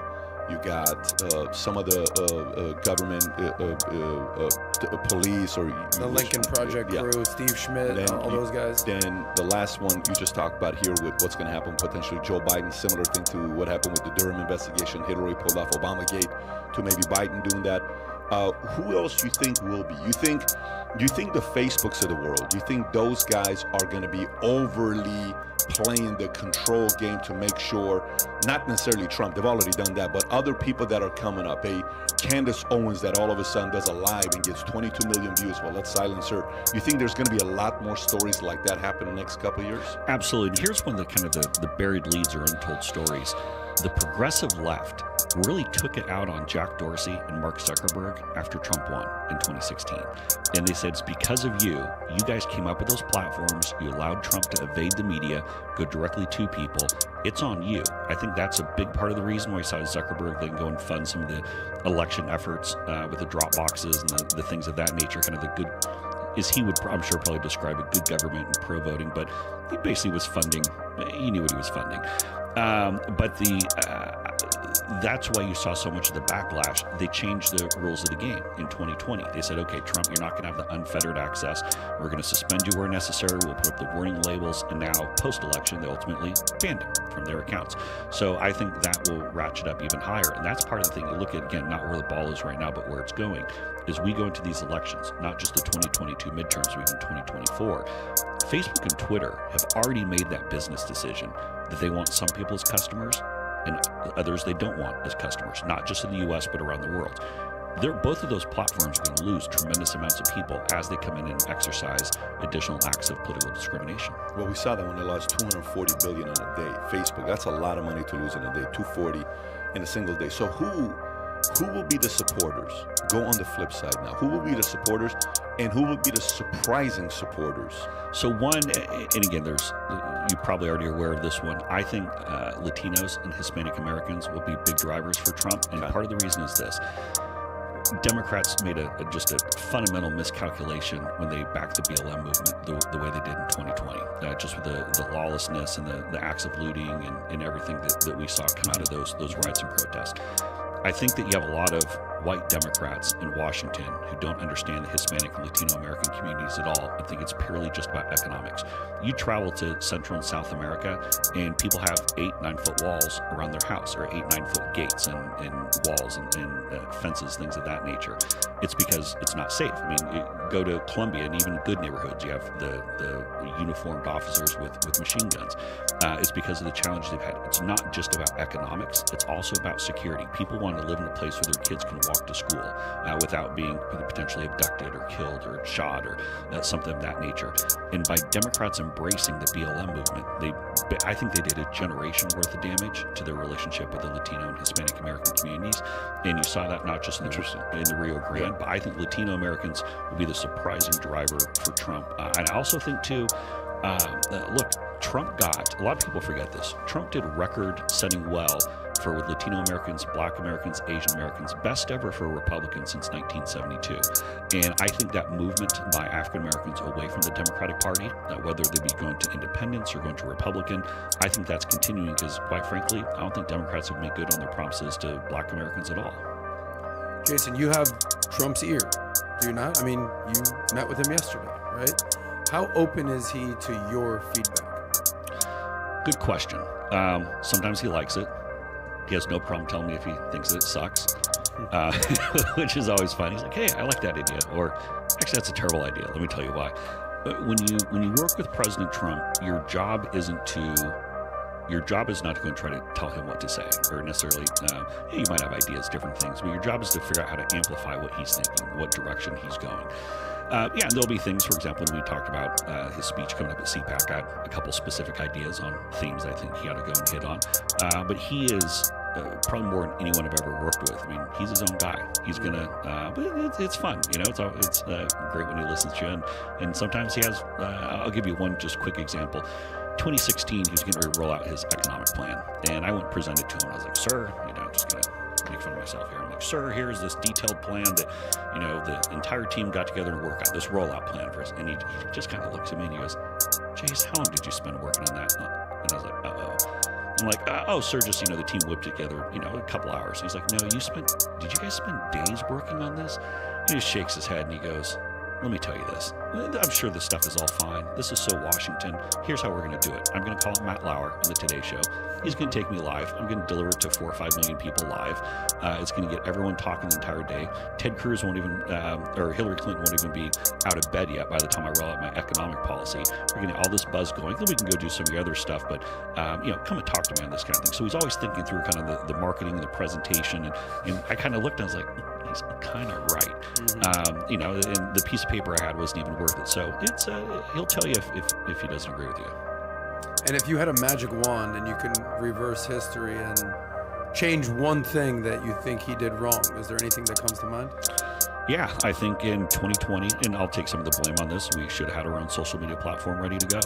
And I will be the first person to tell you that I did not take as serious the censorship and the political discrimination that we saw going. And I should have realized it from early 2020. It wasn't purely about electoral politics. Remember, people were being sentenced to digital jail because they said the virus came from a lab in Wuhan.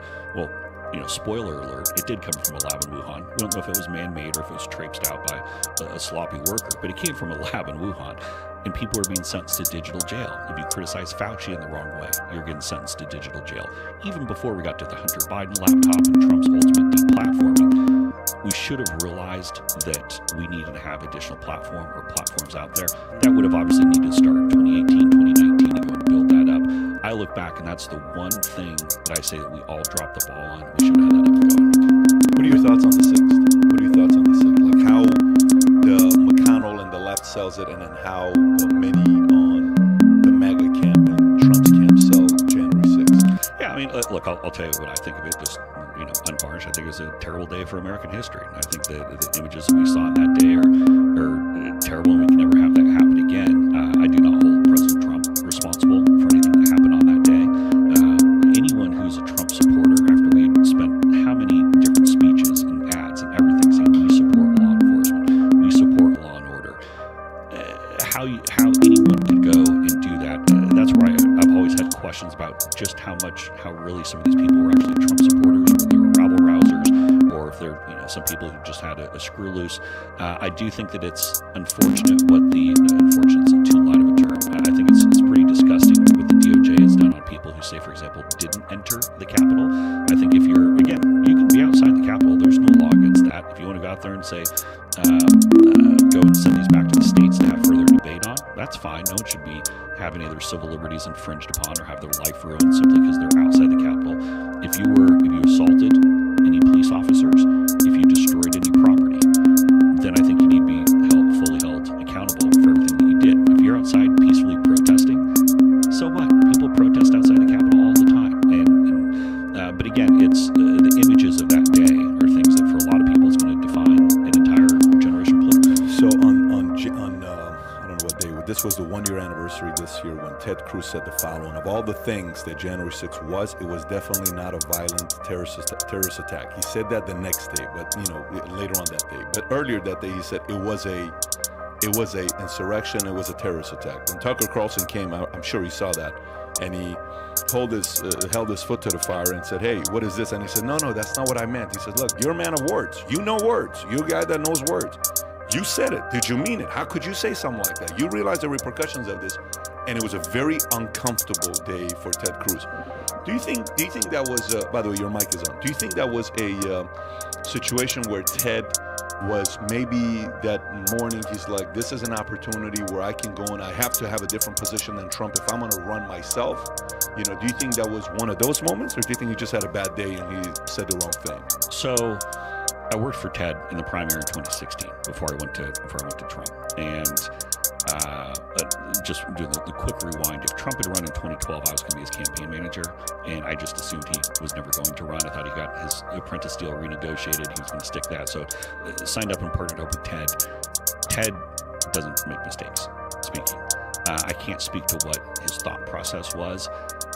I've I've never seen him actually misspeak. I mean, so I don't know what all he was thinking or went into it. I am glad that he went and cleaned it up. I still think Ted's a pretty important voice, but I would disagree as far as the insurrection talk or saying that this is some kind of terrorist thing. I would disagree with that. Yeah, I'd be curious because I think Trump's got a memory and he will remember comments like that being made. You think? I think that's either going to work in his favor or it's not going to work in his favor. You know, it's meaning Ted. I'm not talking about Trump because, you think Romney's going to play any kind of a role in the next 2-3 years, or he's done? No. He is so done. Yeah, I mean, I don't even know how he'd get reelected. He's young compared to Biden and a Trump. He is. I thought Romney was. How old is Romney? He's in his 70s, right? I don't think it's that big of a difference. I think it's. I thought he was late 60s. Is what he's also same age, 74. Got it. Well, he looks good for He just looks great. I'm not gonna.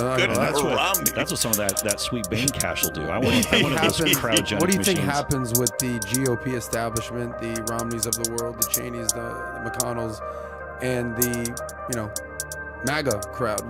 What's that relationship look like moving forward? Yeah, there's always going to be an inherent conflict, and I don't even think it's necessarily unique just to Republicans. I think it might take a different form, but you see even with the Democrats and the progressives and the people who want to change Washington from the right or the left, and then people who say, actually, we're Washington. We're the ones, this is the Hunger Games. This is capital city. We're the ones who make the decision. The rest of you guys just go live with it. There's always going to be inherently something. And look, it is, I will tell you, this whole changing Washington thing is really damn tough. It's like going to the casino and saying, I'm going to beat the house. It's like these people who say, I'm going to beat the DOJ in some kind of legal thing. They have unlimited money, unlimited resources, and they're just going to keep pounding away. There's always going to be some of that conflict, but as far as the Republican base overall, nationally, it's solidly with Trump. I mean, you look at the way that he single-handedly changed the trade debate. You look at the way that he's single-handedly changed so many of these, the international relations, the America First dynamic. I mean, it was only a decade ago that someone coughs somewhere and we're sending U.S. troops. 5 minutes later, now we're taking much more of a, wait a minute, do we need to go and stick our nose into all these efforts? That's all because of Trump. And just the fact that Biden has left so many of Trump's China policies in place, I think just tells you how much Trump has moved, not just even the Republican base, but the country as a whole, into realizing the existential threat to China for the long term. That's that in itself. If you were the Biden camp, how would you sell that? You're a campaign manager for Biden. How would you sell the fact that you've kept many of Trump's China policies? Well, he ran on that. You just claim him as your own. Well, yeah, I don't know about that. I think you're right. I mean, that's what an amateur campaign manager is going to say, right? That's what an amateur campaign manager is going to say. But this is an opportunity to come out and win the opposite side and the guys in the middle to say, listen, at least this guy's being given some kind of credit on what happened there. But you have to stand to your point, and say, well, this is our ideas. Well, we got rid of every single idea that he had. The only thing Biden can do is say, actually, Trump went even further. The country is so moved in the other direction with regard to China. I think we are moving towards a true decoupling. It's never going to be a complete decoupling, but you see the way that it's going. I mean, the decoupling of these economies is happening. So let's talk about the Durham investigation that just came out, the Durham report. Okay, if you want to, this is a Daily Mail article, the timeline of Durham's investigation leading up to the bombshell Hillary claims. If you can pull up that article so folks can see it as I'm going through it.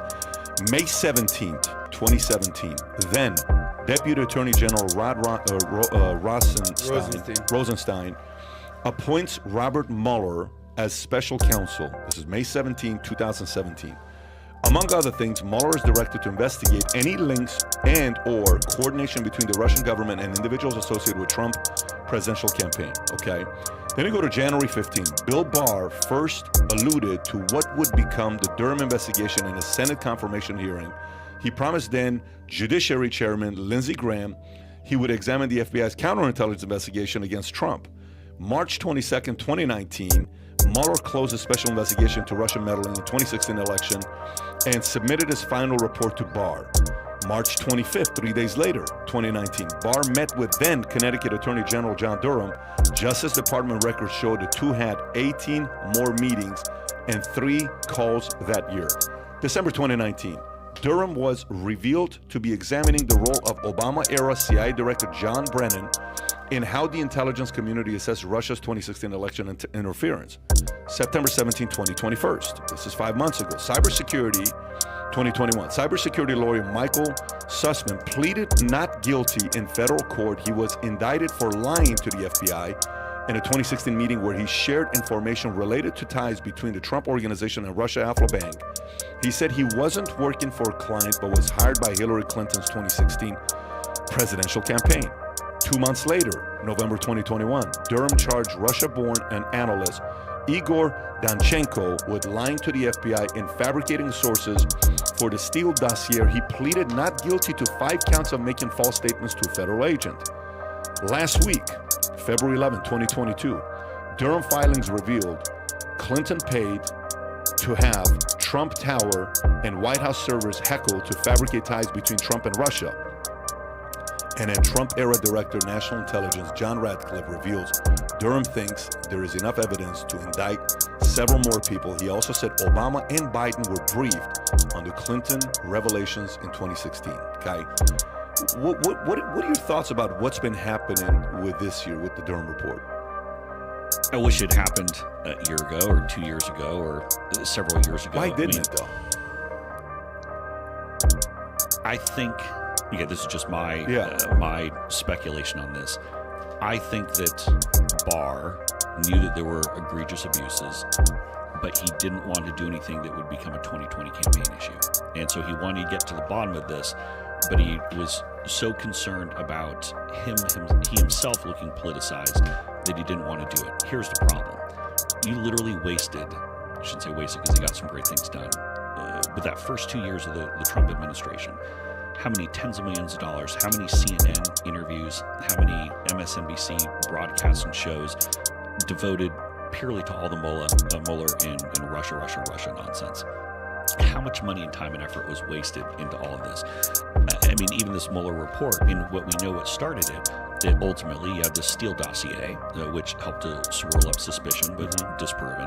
You have all these Alpha Bank allegations that were used to swirl up suspicion. Now it's coming back, and Sussman's going to be have a nice custom-fitted orange suit at a certain point here, and that's good. He's probably not going to like his time in a cell. But here's the thing that I think everybody is missing from this. Who gave these guys their orders? Now, we saw in the closing days of 2016, we saw Jake Sullivan. And by the way, the current national security advisor for Biden in the White House wrote a memo about these alleged Trump ties that Hillary then tweeted out and was talking about.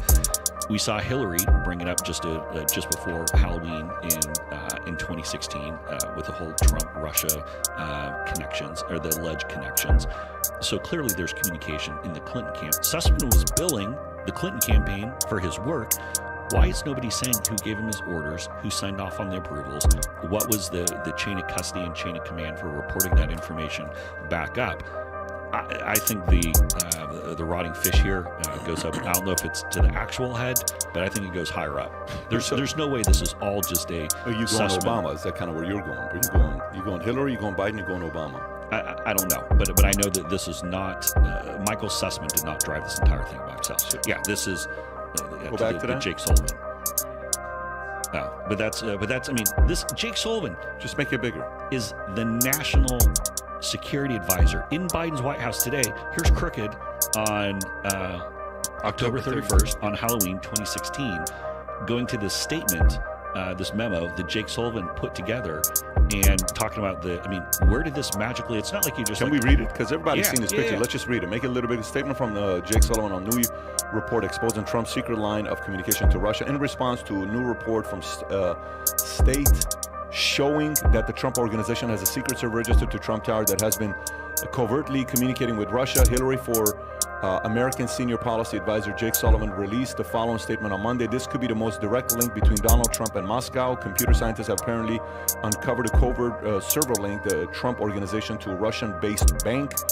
This secret hotline may be the key to unlocking the mystery of Trump's ties to Russia. It certainly seems the Trump Organization felt it had something to hide, given that it apparently took steps to conceal the link between it was discovered by journalists. This type of communication may help explain Trump's bizarre adoration for Vladimir Putin, endorsed of so many pro-Kremlin positions throughout his campaign. It raises even more troubling question in light of Russia's masterminding of hacking efforts that are clearly intended to hurt Hillary Clinton's campaign. I can't read that part there. Anyway, so Hillary Clinton. Just the next line says, we can only assume that federal authorities will now explore this direct connection between Trump and Russia. Again, Jake Sullivan, now the National Security Advisor. He was the policy director for Hillary's campaign in 2016.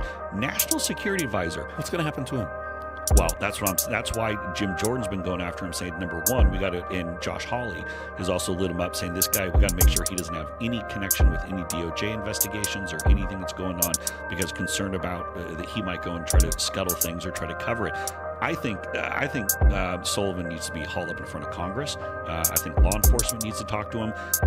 I want to know about every communication that Sussman and Sullivan have had, and that's where I don't get, maybe this is what Durham's referring to, and he's just being overly coy at this point, but they need to be asking Sussman what exact communications was he having with Sullivan or anyone else on the Crooked's campaign. So to be fair, Hillary responded yesterday when she was walking out of a car. Somebody said, so what, do you have any comments on Durham? And she didn't say anything, right? But this is what she tweeted, and I actually want to read the article from Vanity Fair. So Hillary Clinton yesterday, Trump and Fox are desperately spinning up a fake scandal to distract from his real one. So it's a day that ends in Y. The more his misdeeds are exposed, the more they lie. For those interested in reality, here's a good debunking of the latest response. Okay, go up a little bit before you click on that. Go up a little bit. I want to see how many likes it got. Okay, for a tweet like that, okay, how many followers does Hillary have? Go click on her profile just to see. Just click, yeah, 31 million followers. Okay, go up a little bit to show the tweet. Go up a little bit to show that tweet that she had up.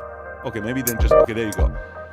For somebody to have 30 million followers, for only 30,000 people to like your post, the biggest name that really said anything positive to defend her was Keith Olbermann, which Keith Olbermann hasn't had credibility for a long time. But click on Vanity Fair. Click on Vanity Fair. Let's read the article. Let's read this article. It's not a long article, by the way. Okay, so let's see who wrote it. Go find out who wrote it. Who wrote it? What's her name? Bess Levin. Do we know who Bess Levin is? No, but I like that Hillary had to revert to Vanity Fair to. Well, we know to we make her case. know where Vanity Fair leans. But What was let's the article? go. Let me read the article. Go a little lower. With the headline. What was the headline? Yeah, in less breaking, the headline. You'll never believe it, but Hillary did not, in fact, spy on Trump's White House. Okay, cool. Let's read it. Go lower. Let's read it. All right, so make it a little bit bigger so I can see it from here. Imagine, if you will, that a special counsel appointed by the federal government declared in a court filing that he had evidence that a major political figure, let's call her Hillary Clinton, had paid spies to infiltrate the White House and run surveillance on Donald Trump in order to frame him as a foreign asset. The whole thing would be a big flipping deal, one for which there would be major consequences and far-reaching fallout. The country, nay, the world would be gripped by the story, and for good reason, a former candidate for office spying on the president in the White House, and that would be crazy. And you're right, it would be crazy if something like that actually had happened, which it didn't. Though, unfortunately, for some reason, logic and the concept of the true Donald Trump Fox News and various other deranged conservatives cannot be convinced of that. Yes, as you've probably heard, on Saturday, the former president released a statement claiming that Special Donor, he meant to say John Durham, but was apparently too angry to keep his Johns and his Robert straight, but has uncovered indisputable evidence that my campaign as presidency were spied on by operatives paid a Hillary Clinton campaign in an effort to develop a completely fabricated connection to Russia. Okay, so far we don't have any details, just opinion. A scandal for greater in scope and magnitude than Watergate, for which Trump suggested those involved should be executed, but would settle for criminal prosecution. The problem, neither Robert Durham nor John Durham, nor anyone else for that matter, has actually provided evidence for such a crime, let alone even suggested it. All right, so let's see what this says. When John Durham, the Trump special counsel investigating the inquiry into Russia 2016 election interference, filed a pre-trial motion on Friday night, he slipped in a few extra sentences that set off a furor among right-wing outlets about perpetrated spying on, that narrative appeared to me mostly wrong. Okay, there's no explanation here. The latest example began with the notion that Mr.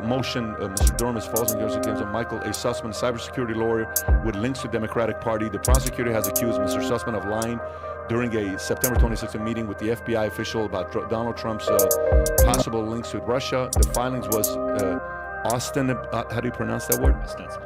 Ostensibly about potential conflicts of interest, but it also recounted a meeting at which Mr. Sussman had presented other suspicions to the government in February. Okay, so go down. Is there any more details than just to say it's not right? According to the filing, Sussman had gotten information from technology executive Rodney Jaffe, whose company Newstar had performed server-related work to the White House. In Durham's estimation, Jaffe and his colleagues had exploited this arrangement by mining for the purpose of gathering derogatory information about Donald Trump. Fox News took those lines from Durham's filing and ran with it, claiming Durham had said that found the Clinton campaign had paid technology company to infiltrate White House server. The lack of similarly baseless claims from the mainstream media led Trump to declare the press refuses to even mention the major crime that took place. This is itself a scandal. The fact that the story is so big, so powerful. So, okay, all right, got it. So she's just saying, in other words, I don't think anything was there. Okay, I don't see a detailed breakdown of what she's Here's saying. the thing. Hillary didn't say anything. Hillary just said that Vanity Fair went and disputed it, and this is another day ending in Y. That's not a denial from Hillary Clinton. How do you read that? Well, I guess here's the question, and to your point, you said, hey, I wish this happened 2 years ago. What I'm asking is, if Hillary was running again in 2024, and obviously we're speculating Trump's running, whatever. It'd be Alien versus Predator. I don't think she's going anywhere, right? But then this would be a major story, right? Think of Benghazi, think of the email, think of the servers. These are things they could use against her. But if she's not running, and, you know, we're talking about this Robert Durham, John Durham report, is this a story that just kind of dies on the vine? Where's it going? Because there's no one to rail against. Hillary. It's like, dude, we're in 2024. You're talking about 2016. Where's the relevancy here? If she was still running, I could understand that. So why is that important relevancy now? Because a lot of this spying happened after the 2016 election. When you talk about Trump's White House, obviously that only happens after January 20th, 2017, when he's inaugurated and he takes in. So it goes even beyond the 2016 campaign, then into ostensibly the 2020 campaign. And the concern is with so much going on as far as hacking or government surveillance or monitoring. I want to know also, how far did that go? Did it just magically stop in, say, January, February of 2017? Did it go further? We saw this computer firm also worked for the Biden campaign. We want to make sure this never happens again from anybody. That there's this is now we're getting the digital snooping and spying. I even have concerns even from the government side. Well, I guess my question is this. I think it's a two-part question. A, is this important to figure out? Yes, this is clearly important. 66% of Democrats. Yes. Let's find out what happened here. Sure. Yeah. Unbiased, uncontrolled. Like, let's figure it out. But B, what relevancy does it have for future elections? Meaning, is this help the Trump campaign get elected again in 2024? Does this hurt? Like, that's what I'm solving because for. Because then the same question can be asked in a following way. A, do we have to know? Go back to 2016. Everybody was saying Russia. Do we have to find out if Trump was linked to Russia? Okay, and then B, but who cares if it did? What are we going to get out of it if we did find out? It's the same question, but everybody in the media wanted to know it. I mean, there's clips if you want to do greatest hits. Don Lemon saying all they talk about is the Durham investigation. It's out now. Rachel Maddow's like, everybody's relying on the Durham investigation. There's nothing. It's just a conspiracy theory. Okay? Morning Joe, they keep talking about the Durham investigation, but there's nothing. They're relying. They addressed this specifically head on Morning Joe today. I don't know if you heard what they said. They had an expert come on and really sort of diffuse the argument. It's something you should watch. Right. And look, what I'm saying is this. Diffuse the argument, meaning it's not a big deal. Exactly. That's this was not on the news 2 days ago when I kind of was like, hey, what the hell is going on here? It's just, there's so much out there, and there's only so much bandwidth someone can take. I'm saying from the mind of an individual voter. So how many people actually voted a certain way because of Benghazi? as an example. Maybe the emails, especially when Comey came out and kind of said it was a sloppy job. So I tell you, there are a couple things here, because it's not even just about, say, the pure partisan aspect, the Democrats. It's also about the media. So why is Morning Joe out there doing it? Well, number one, their unbridled Trump hatred. Except when Joe and Mika were visiting us a couple days before the campaign in 2016, and we're all buddies then. But now we're not. But that's a whole other conversation. But the fact that they have to go out there and essentially they hate Trump. So they want to go and say this isn't true. They want to defend themselves, knowing that they spent hundreds, if not thousands of hours of doing broadcasts saying Russia, Russia, Russia, we're going to get this guy. And when you go into some of the, especially the hyperbole that we saw, I mean, look, I was a CNN commentator in 2017 and 2018. How many Russia segments did I waste my life doing on CNN? And of course, we find out that it was all too many of these, 6-on-1 panels to name. So here's the thing. Going forward, we got to make sure that the media is held accountable, that they don't get completely snookered and taken down these rabbit holes on future things, because as we saw from Russia, i.e. Mueller, impeachment 1, impeachment 2. If Trump runs again in 2024, which I think he does, they're going to have the next Russia. They're going to have some next thing that they come up with. Here is our chance to finally beat the orange man. We're going to come up with some new crackpot thing that the media all goes running like lemmings. They don't go and actually do their own work. They just get out there and try to drive ratings and get clicks. And we're going to have the same thing happen again. Listen, it's this line. What's the big deal? What's the big deal? What's the big deal with emails? Everybody does it. What's the big deal? Everybody does it. What's the big deal? Both sides meddle in elections. What's the big deal? No, listen, the big deal is that the American people believe these guys can get away with murder, literally. And if you want to have people have trust in the system, there's got to be accountability, period. Left, right, middle. The part I was going to ask him with Barr, why they didn't ask the question, why didn't they do the investigation? He said, the only thing is I wish they would have done this investigation earlier, and you were talking about Barr. You know where I went to? I went to the area of maybe they didn't want to do the investigation because they deep down inside thought maybe there was some kind of connection to Russia. Do you know what I'm saying? The fear for Barr was saying the internal voices, the Bill Barrs, the on Rosensteins. Trump's camp were like, dude, let's just kind of not do, because what if there is and we don't know? You think they were drinking some of the big media Kool-Aid? Yeah, so I don't know if they were or not. I'm not saying they were or not. All I'm saying is it was such an effective campaign that got his own side to believe it. Like, imagine if everybody decides to go on a smear campaign about you and we work together, right? And I've seen how you are for how many years now? 3 years of being around each other. I kind of know who you are, right?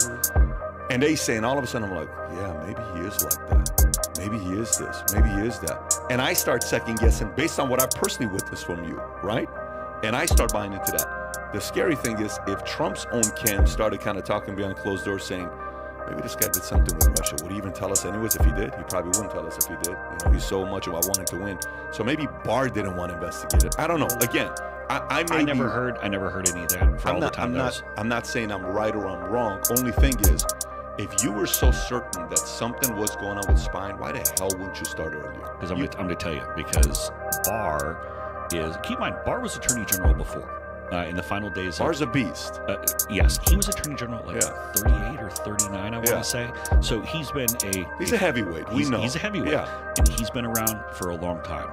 There is for many people in Washington who are Trump allies, at least, or were Trump allies, where they might be, there's this push and pull of certain people really overthink and worry about other people are going to say about them. Are they going to be allowed at the McLean Country Club? What's going to happen while I'm in Barr lives in McLean? What happens when I'm going to these events and people see me at the parties? Are they going to think that this guy's unhinged or did something politically charged, abused his government power for a political reason?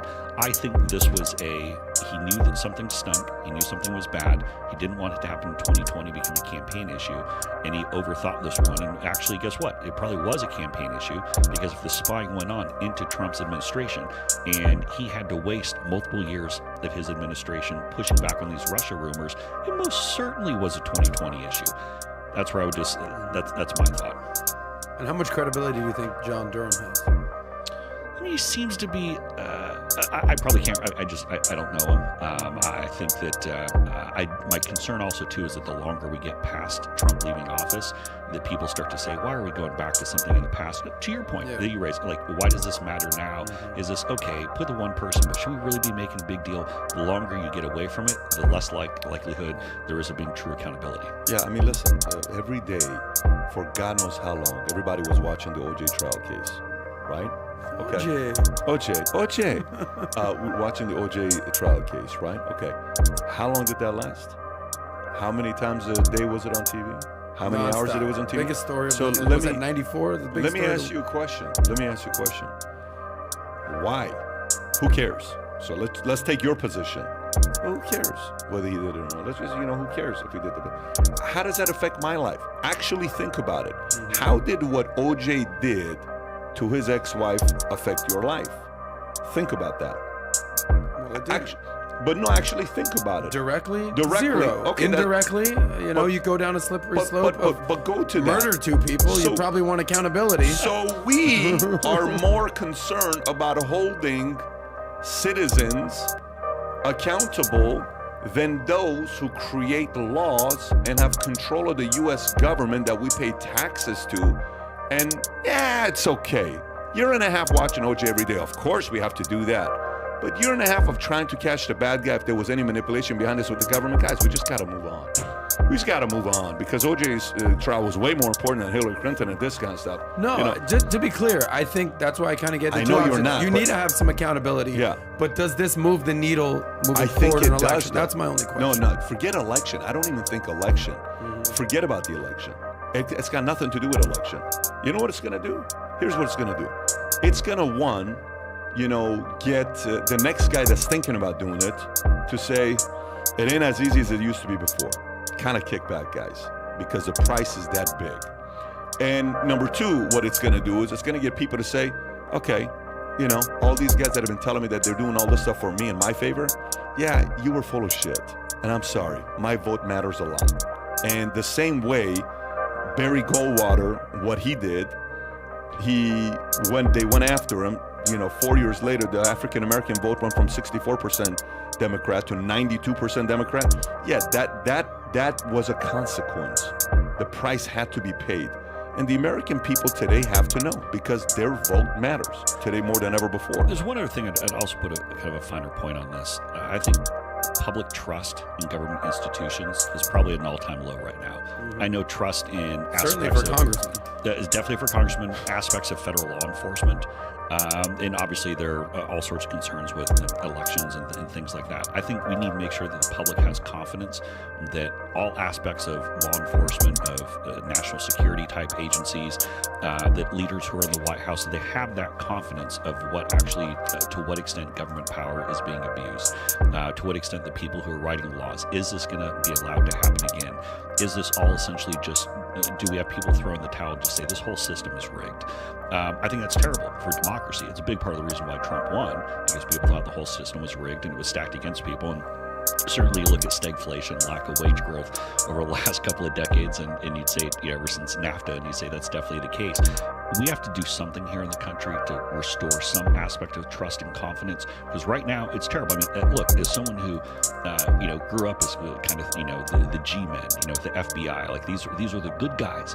I mean, I've a number of people I went to college with, for example, that went into FBI, and they're always like, the FBI, those are the good guys. Like, yeah, like we're the ones who are stopping the bad guys. But now what's happened over the last couple of years with the internal politics and seeing this swirl, people have, many people have a negative view of our law enforcement or some of these government agencies. And I think that's terrible. Or even just the legal system as a whole. And we got to restore some of that trust. Yeah, I think I had Gordon Chang on, who lived in China. He lived in China for 20-some years, lawyer, yeah. And he says in 1980-something, there was only 4 law schools in China. And what the law does, it increases trust that people cannot be bullied. Now, we all know I've paid, I don't know, in the last 12 years, $10 million to legal fees, not because of lawsuits, but because of contract this, contract that, contract this. And every time you talk to a lawyer for 10 minutes, that was a 2-hour conversation. Here's $1,200. So I have my own opinions about lawyers. But yeah, don't get me started on that. The legal system allows you to walk outside and feel safe. The legal system allows me to drive in the streets safer.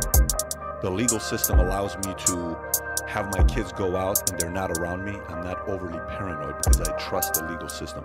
There's a certain safety and security the legal system brings to you, right? They say many times women are with a man, they want to feel secure and safe, right? When she sits next to you, you feel safe. You're like, okay, there's a certain safety that you're bringing to me, okay? That's a role that we got to play many times. I think that's a legal system, and I think the importance about this is the American people are going to say, okay, there is law and order in America. That's all there is. I've had one too many speeding tickets. I've deserved every one of them. My license has been suspended a couple times. I was speeding. I deserved it. I'm not going to sit there and tell you I wasn't. One time a cop pulls me over and he says, do you know how fast you were going? I said, yeah, much faster than you. Couldn't catch up. And he starts laughing. I said, what is the matter with you? I said, bro, I got so many tickets, man. What do you want? If you're going to give it to me, give it to me. But I'm just having fun with you. He says, you know what? Is he always like this? And Jen's like, I'm so sorry, but he's always like this. You know what? Just, can you slow down? I'm like, I'll slow down. I'm so sorry. I said, just go. And I left, never gave me a ticket. Well, you didn't slow down. No, of course I didn't slow down, but I left. But I did slow down for 5 miles. You have to respect So, you know, accountability, you've had Pat. We completely got to talk different about life than me. accountability. I got pulled over for, it was like 2 years ago, for talking on my cell phone, right? And the officer was like, why were you on your cell phone? I'm like, I was talking to the president. And he just looks at me, he's like, huh? And I was like, yeah, I was talking to the president. He's like, and then he kind of paused for a minute. He's like, why did you use the Bluetooth? Because it was cutting out. And I was like, it was a present. So I had to talk to him. And he's kind of paused. I'm in Arlington, Virginia, right? So no, I got the ticket. No, that didn't. He did give you the ticket. Yeah, it didn't help at all. Gave you a ticket. Yeah, I probably could have What a said. great story. What I should have said was like, I was on the phone with Hillary Clinton. Yeah. And, You know what? Oh, sorry, sir. Can I escort you yeah. to your house? You're going to be safe. Exactly, sir. I was organizing the next Black Lives Matter protest, and You may have been safer, especially where you were at. yeah, I guaranteed myself. Did he believe you? Of course. You know Say, what? okay, buddy, sure. You're talking he's to the like, president. Here's okay. a ticket.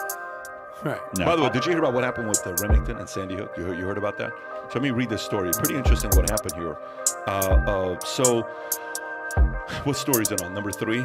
Okay, here we go. So Sandy Hook family settled with Remington, making first-time gun maker held liable for mass shooting. This is an ABC News story. Remington Arms agreed Tuesday to settle liability claims from the families of 5 adults and 4 children killed in a massacre of Sandy Hook Elementary School, according to a new court filing, marking the first time a gun manufacturer had been held accountable for mass shooting in the U.S. Remington agreed to pay the families $73 million. Thoughts? really, I'm worried about what this is going to lead to for the lawsuits against the future lawsuits and settlements from gun manufacturers. This could be the first step in truly wiping out the Second Amendment in the United States. I get worried about the precedent that this sets. Why would Remington agree, though? They must have made the calculation that if they go to the courts and that. Okay, buddy, sure. You're talking he's to the like, president. Here's okay. a ticket. Right. No, By the way, did you hear about what happened with Remington and Sandy Hook? You heard about that? So let me read this story. Pretty interesting what happened here. So what story is it on? Number 3? Okay, here we go. So Sandy Hook family settled with Remington, making first-time gun maker held liable for mass shooting. This is an ABC News story. Remington Arms agreed Tuesday to settle liability claims from the families of 5 adults and 4 children killed in a massacre of Sandy Hook Elementary School, according to a new court filing, marking the first time a gun manufacturer had been held accountable for mass shooting in the U.S. Remington agreed to pay the families $73 million. Thoughts? really, I'm worried about what this is going to lead to for the lawsuits against the future lawsuits and settlements from gun manufacturers. This could be the first step in truly wiping out the Second Amendment in the United States. I get worried about the precedent that this sets. Why would Remington agree, though? They must have made the calculation that if they go to the courts and that they would lose even bigger. But it's a slippery slope when you start going down that path to hold manufacturers accountable for horrific murders of kids. Yeah, but they didn't. They just sold it, right? Because it says Right. the families argued Remington negligently entrusted to civilian consumers an assault style rifle that is suitable for use only by military and law enforcement personnel and violated the Connecticut Unfair Trade Practices Act through the sale or wrongful marketing of the rifle. Well, I think it's what's interesting is that they really jumped on the marketing component. They used the word. So here's the deal. They said marketing weapons of war directly to young people, known to have strong fascination with firearms, is reckless, and too many families know deadly conduct. Using marketing to convey that a person is more powerful and more masculine by using a particular type or brand of firearm is deeply irresponsible. And then that's what you talked about, the Connecticut unfair trade practices through the sale or wrongful marketing of the rifle. They keep using that term. But that's fine. marketing. Let's use the word marketing. But then that means you have to go sue every movie that had a gun in it that a kid watched. You have to go sue every Hasbro rapper for making G.I. Joes. Yeah, go get 50 Cent. Go sue every rapper that talks about Cap, that talks about also. So why would Remington settle? That's exactly the question. Because if they went to court, they would have lost everything. But I get but that. why would part. they lose that part? No, you get jurors in there, and you're talking about kids that were killed, and so you get a jury together. It doesn't matter where in the country, people get really uncomfortable, rightfully so, when they see something horrific like that. But the precedent that's being set here, I mean, I saw that first thing I thought was Second Amendment's cooked.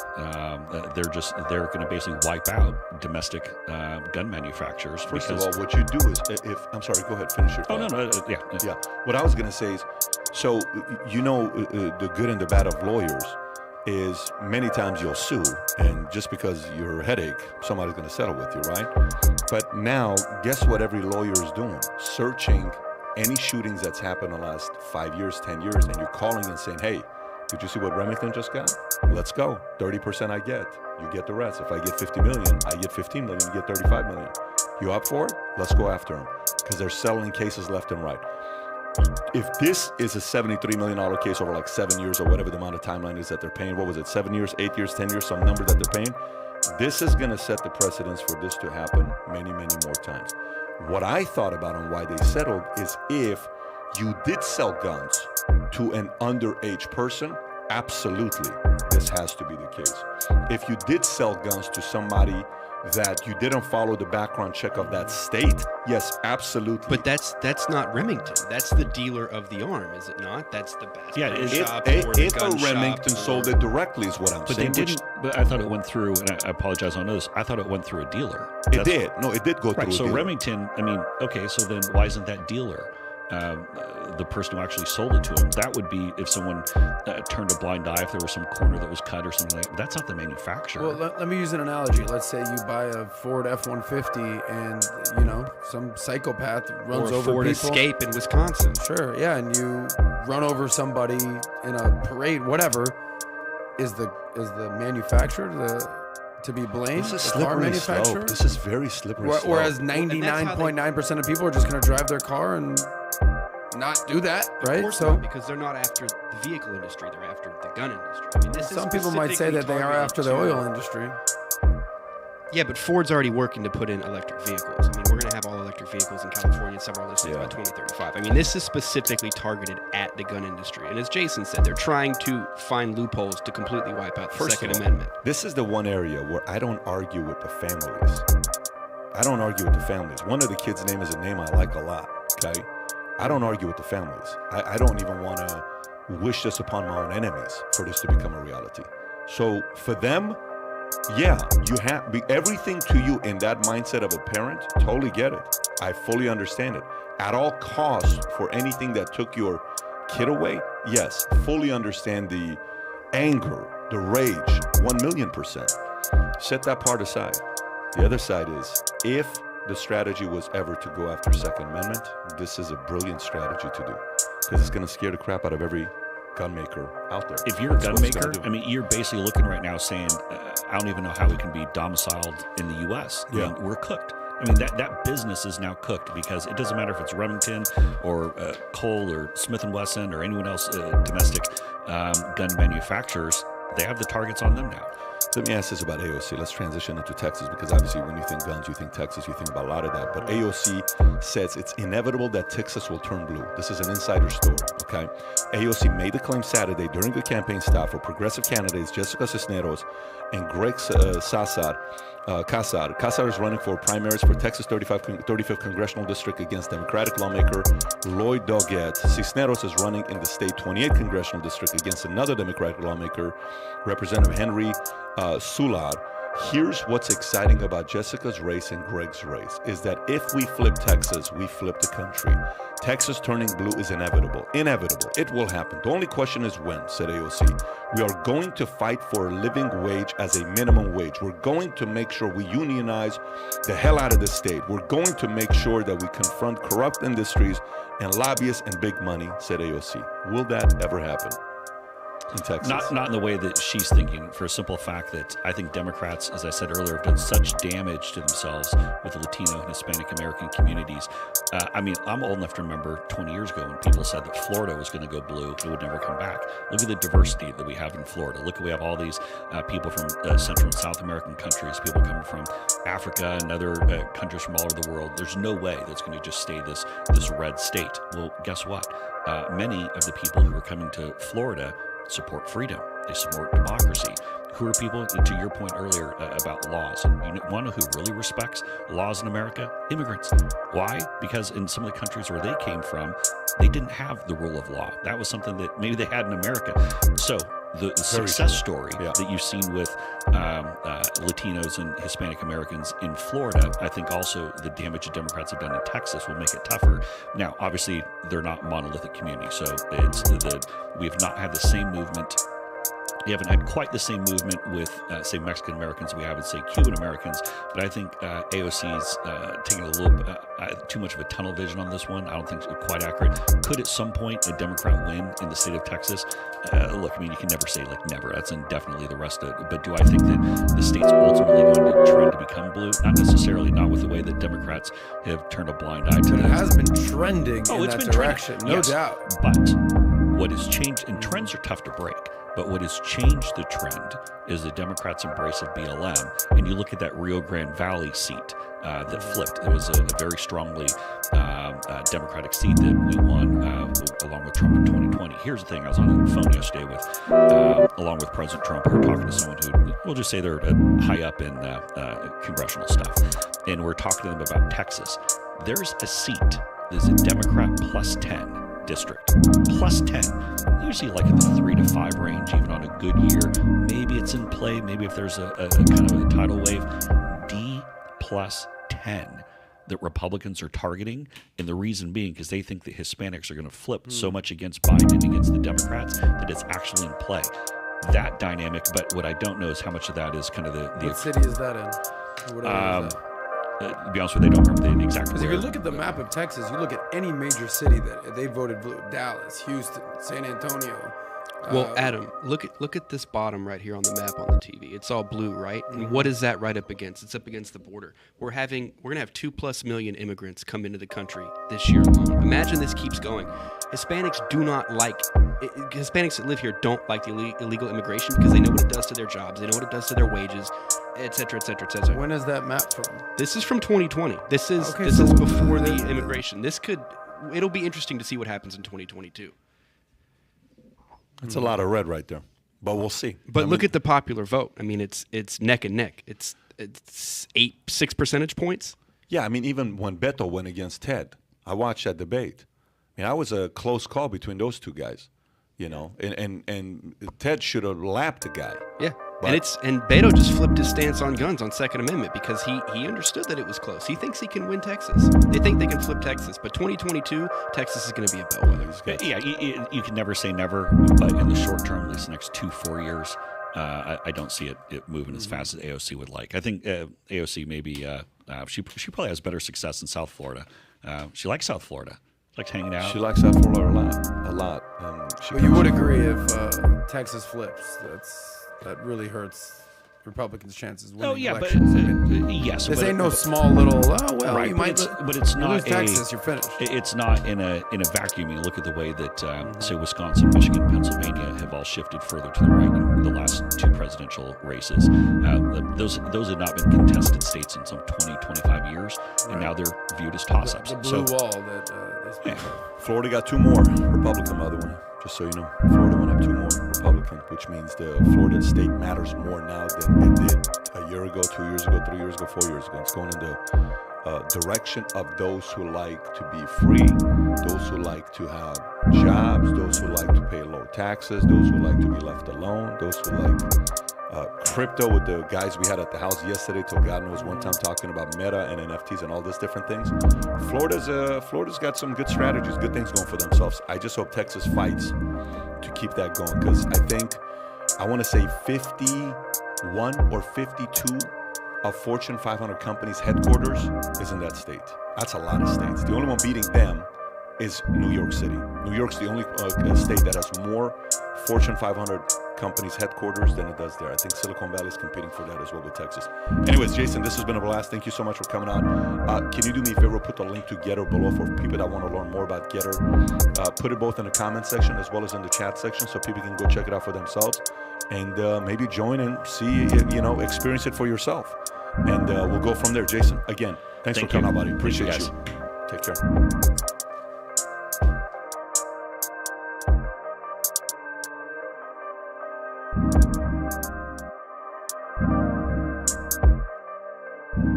The following is a conversation with Andrew Huberman, a neuroscientist at Stanford, working to understand how the brain works, how it can change through experience, and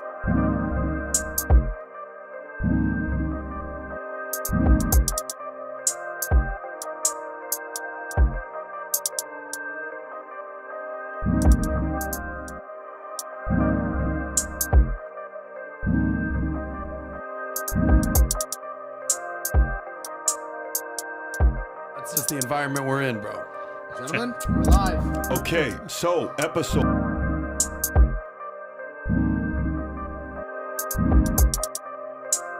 If you want to make your business stand out, let's launch it with Taylor Brands. Watch me make you look like a pro.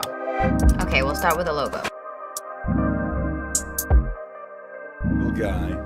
Gentlemen, we're live. All right, folks, episode number 125 with the one and only John Perkins, economic hitman.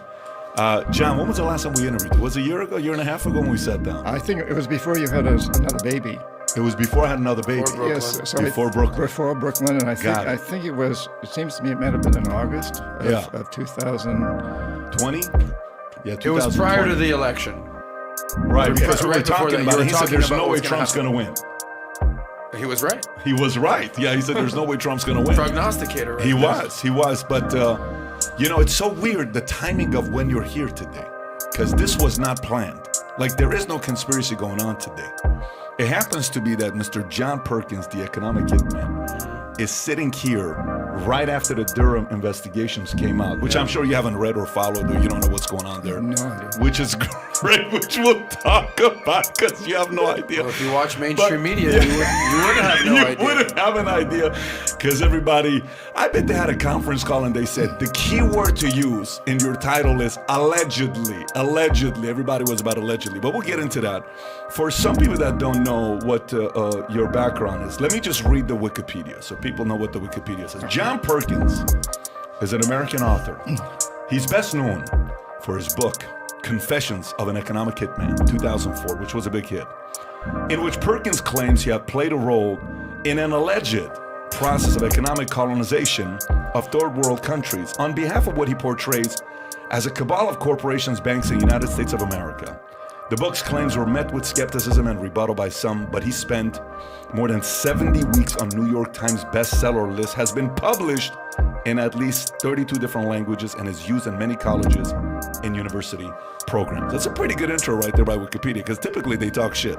but they're being nice to you. Yeah, except they're saying these things are alleged. Allegedly, so that pisses you off too. And they get the numbers all wrong. It's way more than 32 languages now. Is it in Farsi? Is it at least in Farsi? I'm pretty sure it is. It has to be in Farsi because you got some choice words about the Shah over there. So for folks who don't know, for folks who have no idea what it is, I mean, I've interviewed hitmen before, like legit hitmen, okay, who their job is they come, they kill you, that's their job. That's what we call the jackals. That's okay. You call them the jackals, okay? But I was, Adam is always looking for great jobs, and this morning he went on what was it? What Jobs.com? Where a monster. All these things he was looking at how he can apply to be an economic hitman. He couldn't find a single job. I looked everywhere. He looked everywhere. How does one become an economic hitman? Well, I guess the first question would be, why would you want to? Because I don't recommend it. For me, how it happened was that when I was just about to graduate from business school, I was going to be drafted. And I really didn't want to go to Vietnam. I didn't really want to kill Vietnamese people or be killed by them. So I was looking for a way out. And I was married at the time to a woman whose father was very high up in the Department of the Navy, and his best friend was very high up in the National Security Agency, which was draft deferrable. And they arranged for an interview. So I go in for this interview, spent a couple of days on a lie detector, and I was sure I failed. For one thing, when I had been in Middlebury College, there was an incident with an Iranian, if you can believe that. Be careful with those guys. Seriously. Well, truthfully, this guy carried a knife. I mean, a little tiny jackknife, but he showed me how he put his thumb way up the blade so that just a little bit of it touching. He'd already shown me this. He'd been a professional soccer player, the Club of Rome in Italy, and then gone to Middlebury College. And we were in a bar together, and what year is this? 64. Okay. And anyway, make a long story short, a big, heavy farmer sucker punched me, knocked me across the room, and Fahad, my friend from Iran, comes up and slashes him across the cheek. Lots of blood comes out. He's got this little tiny, it's just a pinprick really, but it looks bad, it feels bad. And the farmer's screaming his head off, and Fahad pushes me into the men's room and out the window into Otter Creek, this river that runs by. And we make our way back to the dorm at Middlebury. And I was pretty drunk. The next morning, there's a knock on the door, and it's the cops. So they pull me into the police station. And as I'm sitting there waiting to be interviewed, another one's escorting Fahad out. He doesn't let me talk to him. They take me in, and they start questioning me. Did you see Fahad with a knife? And I lied. I just lied and lied and lied. I feared Fahad more than I feared the police, quite frankly. I too fear Iranians more than I fear the police. I've always been told, don't sit too close to them, I think this is good enough on the distance. Yeah, I'm worried about him, not me. Yeah. I got this between. I got a knife in my left hand right now. Don't worry about that. Anyway, so now I'm taking this NSA lie detector test, and they asked me, have you ever been interviewed and had a run-in with the police?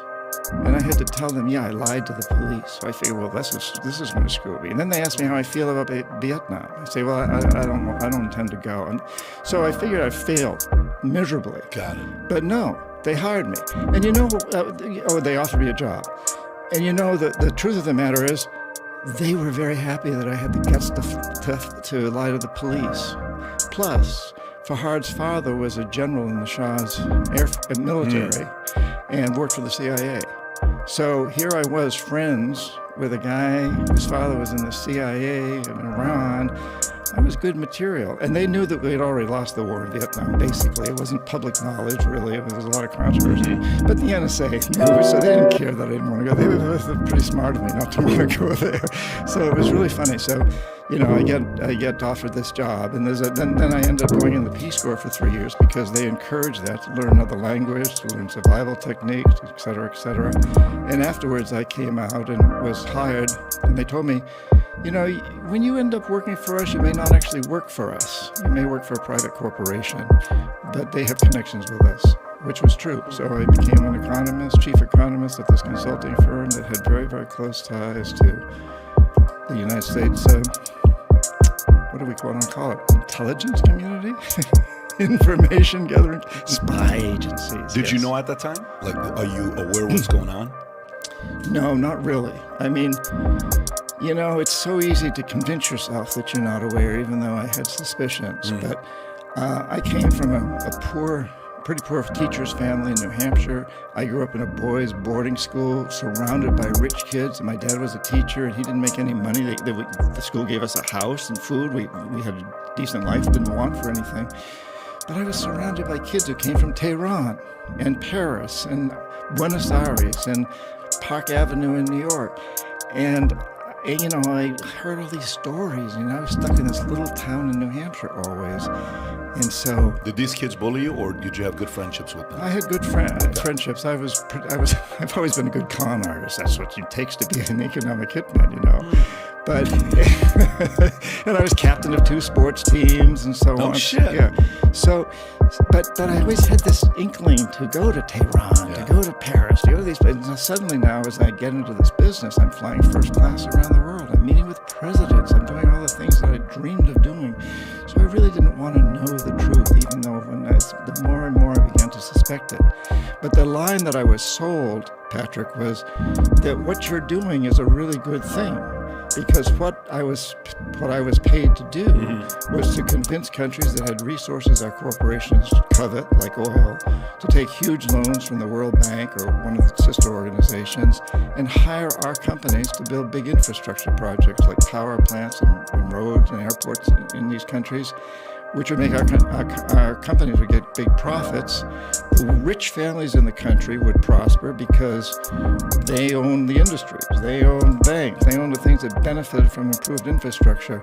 But the majority of the people would suffer because money was diverted from education, healthcare, and other social services to pay off the debts on the loan.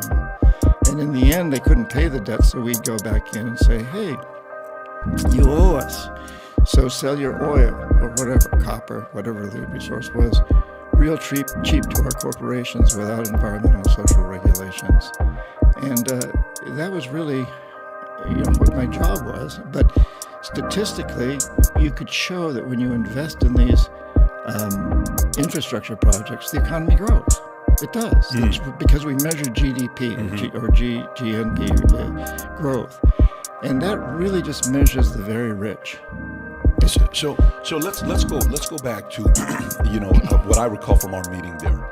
So the business model of what you did. So one, if I remember, that you didn't directly work for the government, because if you did get caught, then it would look like it's the government. So it was a corporation that you would work for, and that corporation is who would send you to go negotiate on behalf of the U.S. government with not necessarily the bigger countries. It was more smaller. Not even mid-size. You would just say it was smaller countries that you would go to that had some kind of a natural resource that America wanted. And then the negotiation was, we're going to come and build some infrastructure. We'll invest some money into your country. They'll go into a shit ton of debt. Then in a way to get money back is you're going to allow us to build a military in your country. You're going to give us these resources for 50 cents on a dollar or 10 cents on a dollar, pretty much for nothing. And then if you don't listen to us, we're going to kill you. Is that pretty much explain the business model you followed? Yes, and yes, it is. And so the "we're going to kill you" part was, I wasn't going to kill them. I never carried a gun, but I knew the guys who were right behind me. We called them jackals. They were CIA That's assets. what you were talking about, Hitman, earlier. Yeah. They'd be in the room with you while you're having this conversation? No.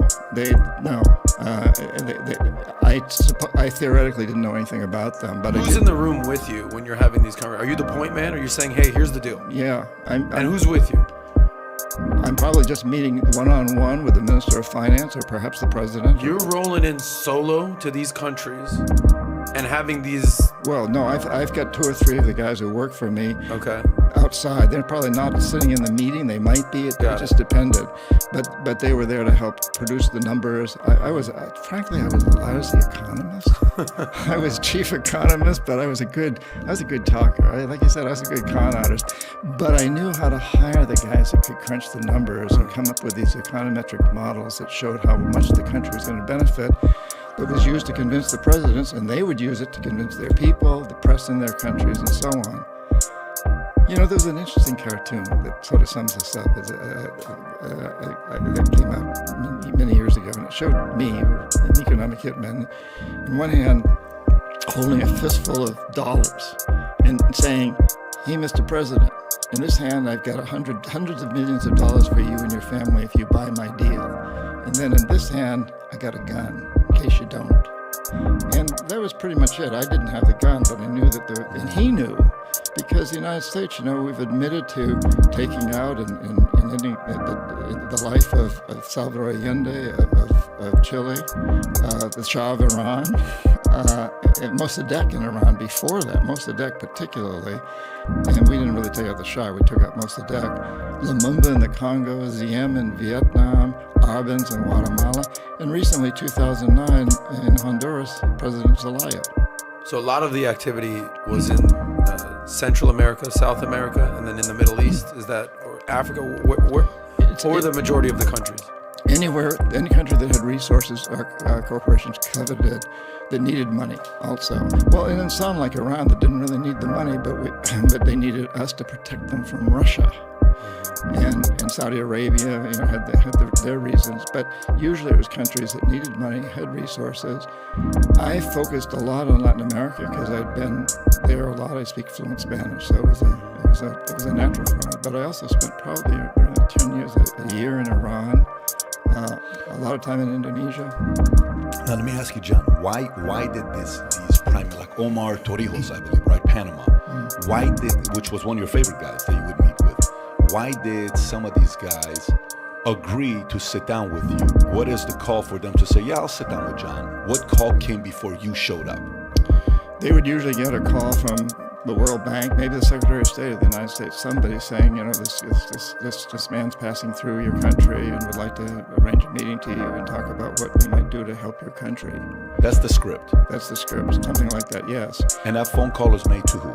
To the president or to his chief of staff or whoever sets up such meetings. But it would probably end up in his hands. And Torrijos, so he was an interesting guy. You know, the head of state of Panama was a very charismatic party animal. Loved his cigars and his rum and barbecues. You know, I got to know him very well because he was very charismatic that way. Very flamboyant or not flamboyant? Just party. Yes, flamboyant.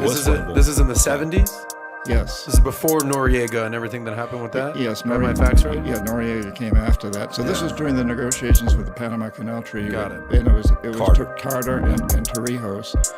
And, you know, Torrijos got pretty much what he wanted in that. And he became a hero throughout what we call the third, I like to call it the lower income countries, if you want to call it that. He became a hero, and so he became very dangerous. So the United States really wanted to bring him under control. So I was sent down to rein him in, and he wouldn't be reined in.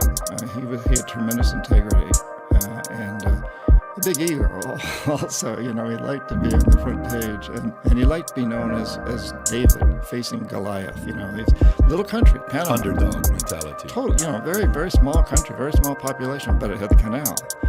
And he became very, very well known throughout the world as a guy who would stand up. So when you spoke to him, and you used the same protocol that you used with, you know, others in the past, it wasn't effective with this guy when you spoke to him. No. He just wasn't going to budge, and he openly would tell you. What did he tell you openly when you guys spoke? Well, he was the one that really helped me understand what we were truly doing.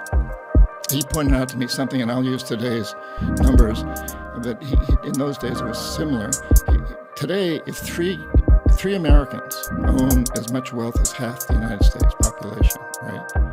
And if those 3 Americans made 10% on their assets last year, and half the country lost 3%, and everybody else stayed the same, we'd show a growth of something close to 4%.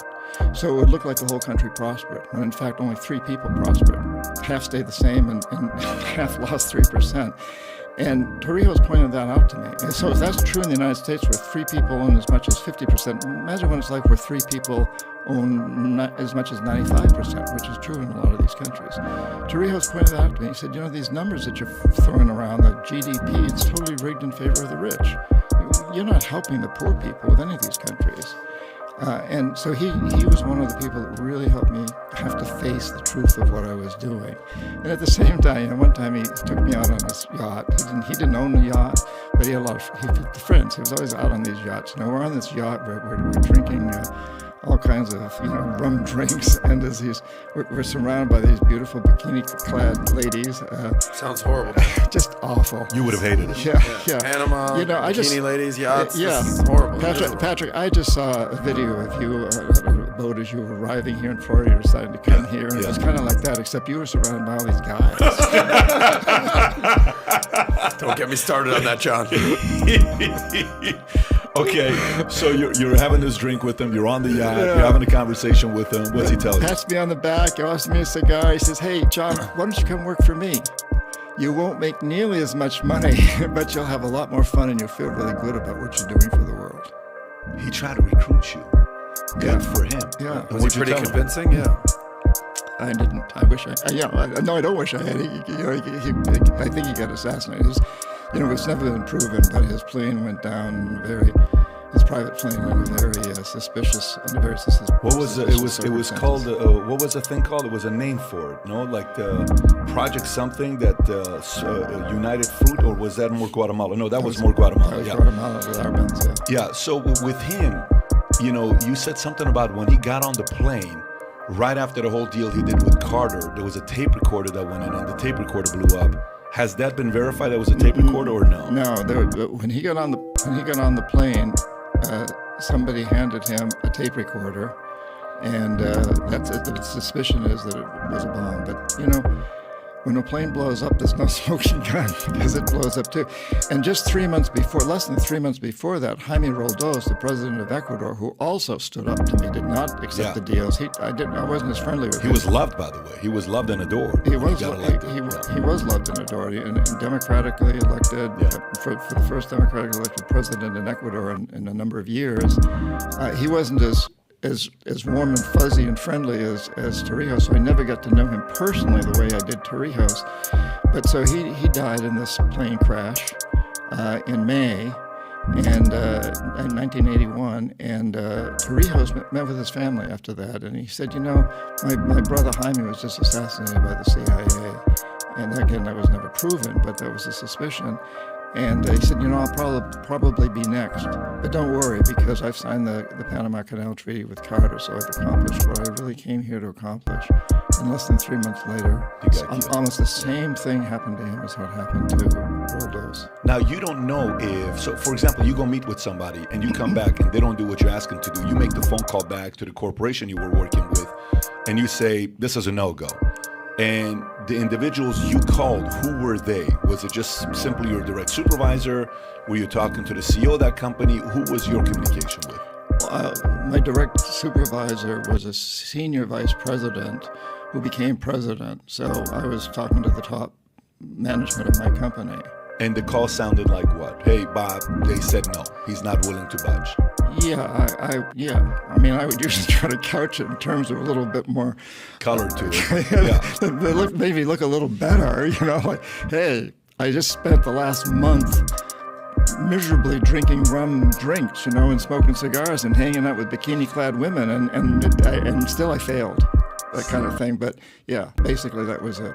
And then, but you didn't know the business model. Like, it's not like they told you the business model is if they say no, we're going to go take a guy out. You didn't know that. Or was that almost like code red in the Marines, the movie A Few Good Men, where everybody knows it's a code, but it's not written anywhere, but it's talked about amongst leaders. Was it kind of like that? Yeah, I think it was like that. I knew, but I didn't know. How many people that you met with right after you left that got killed who didn't do a deal? Was it those two guys? Oh, yeah, everybody else did the deal. Everybody else did the deal? Everybody else I met with did the deal. So, but you never sat with Shah. You just partied with Shah. You spent some time with the Shah. But did you do a deal with the Shah or no? Yeah, we did deals with the Shah. But the Shah, so that was a different situation. So the Shah didn't need to take out loans. Because he had money at that time. He had money. He just needed to give our oil companies permission to go in and take his oil. Got it. And that's what we were working on. And you know, the Shah was very clever, and then he sort of pitted Russia against the Soviet Union against us. He said, well, you know, if you guys don't build me these cities, if you don't help me build, Russia's going to do it. Russia's going to do it. So we were building huge transmission lines that went all the way from Kirman down to Bandar Abbas. We were building the big military. We actually were building the military base at Bandar Abbas, which now is a thorn in our side. You know, it's controlling the Straits of Hormuz.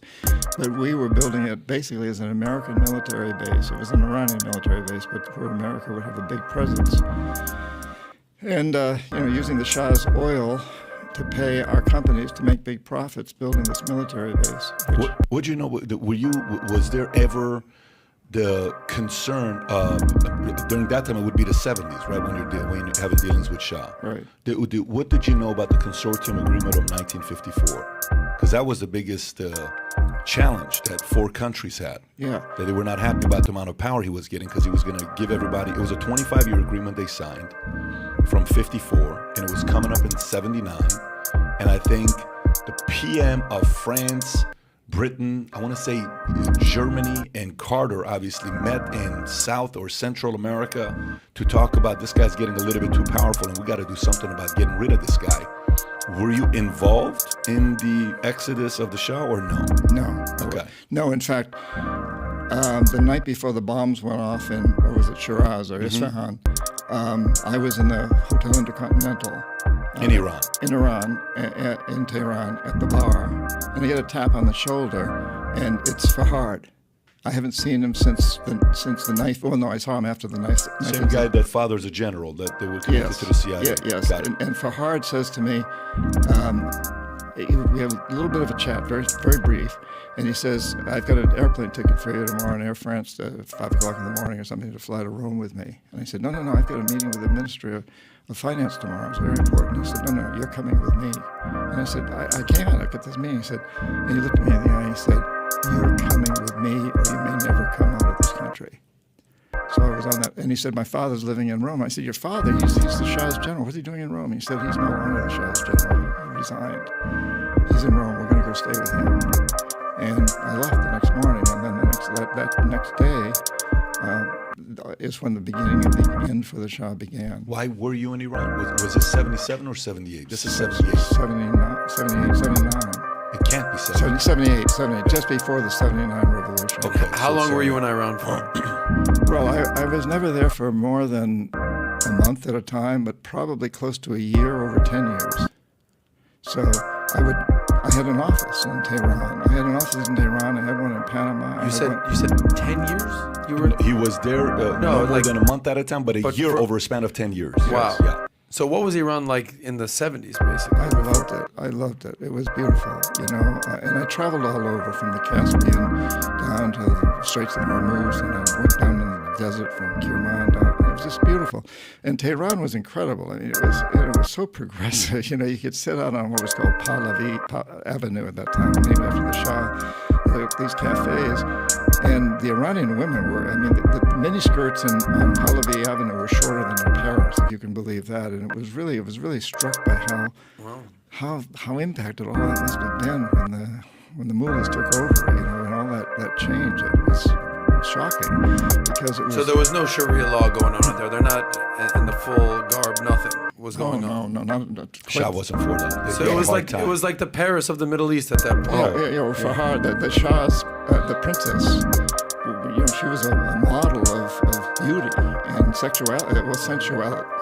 Excuse me, not openly. You're getting choked up talking about her. I get it, John. Yeah, and you know, she sponsored this major tennis tournament. They had all the biggest stars from the world playing tennis and an international film festival. By the way, the top 3 countries in tourism in the 70s. You ready? Yeah. Burma, Cuba, Iran.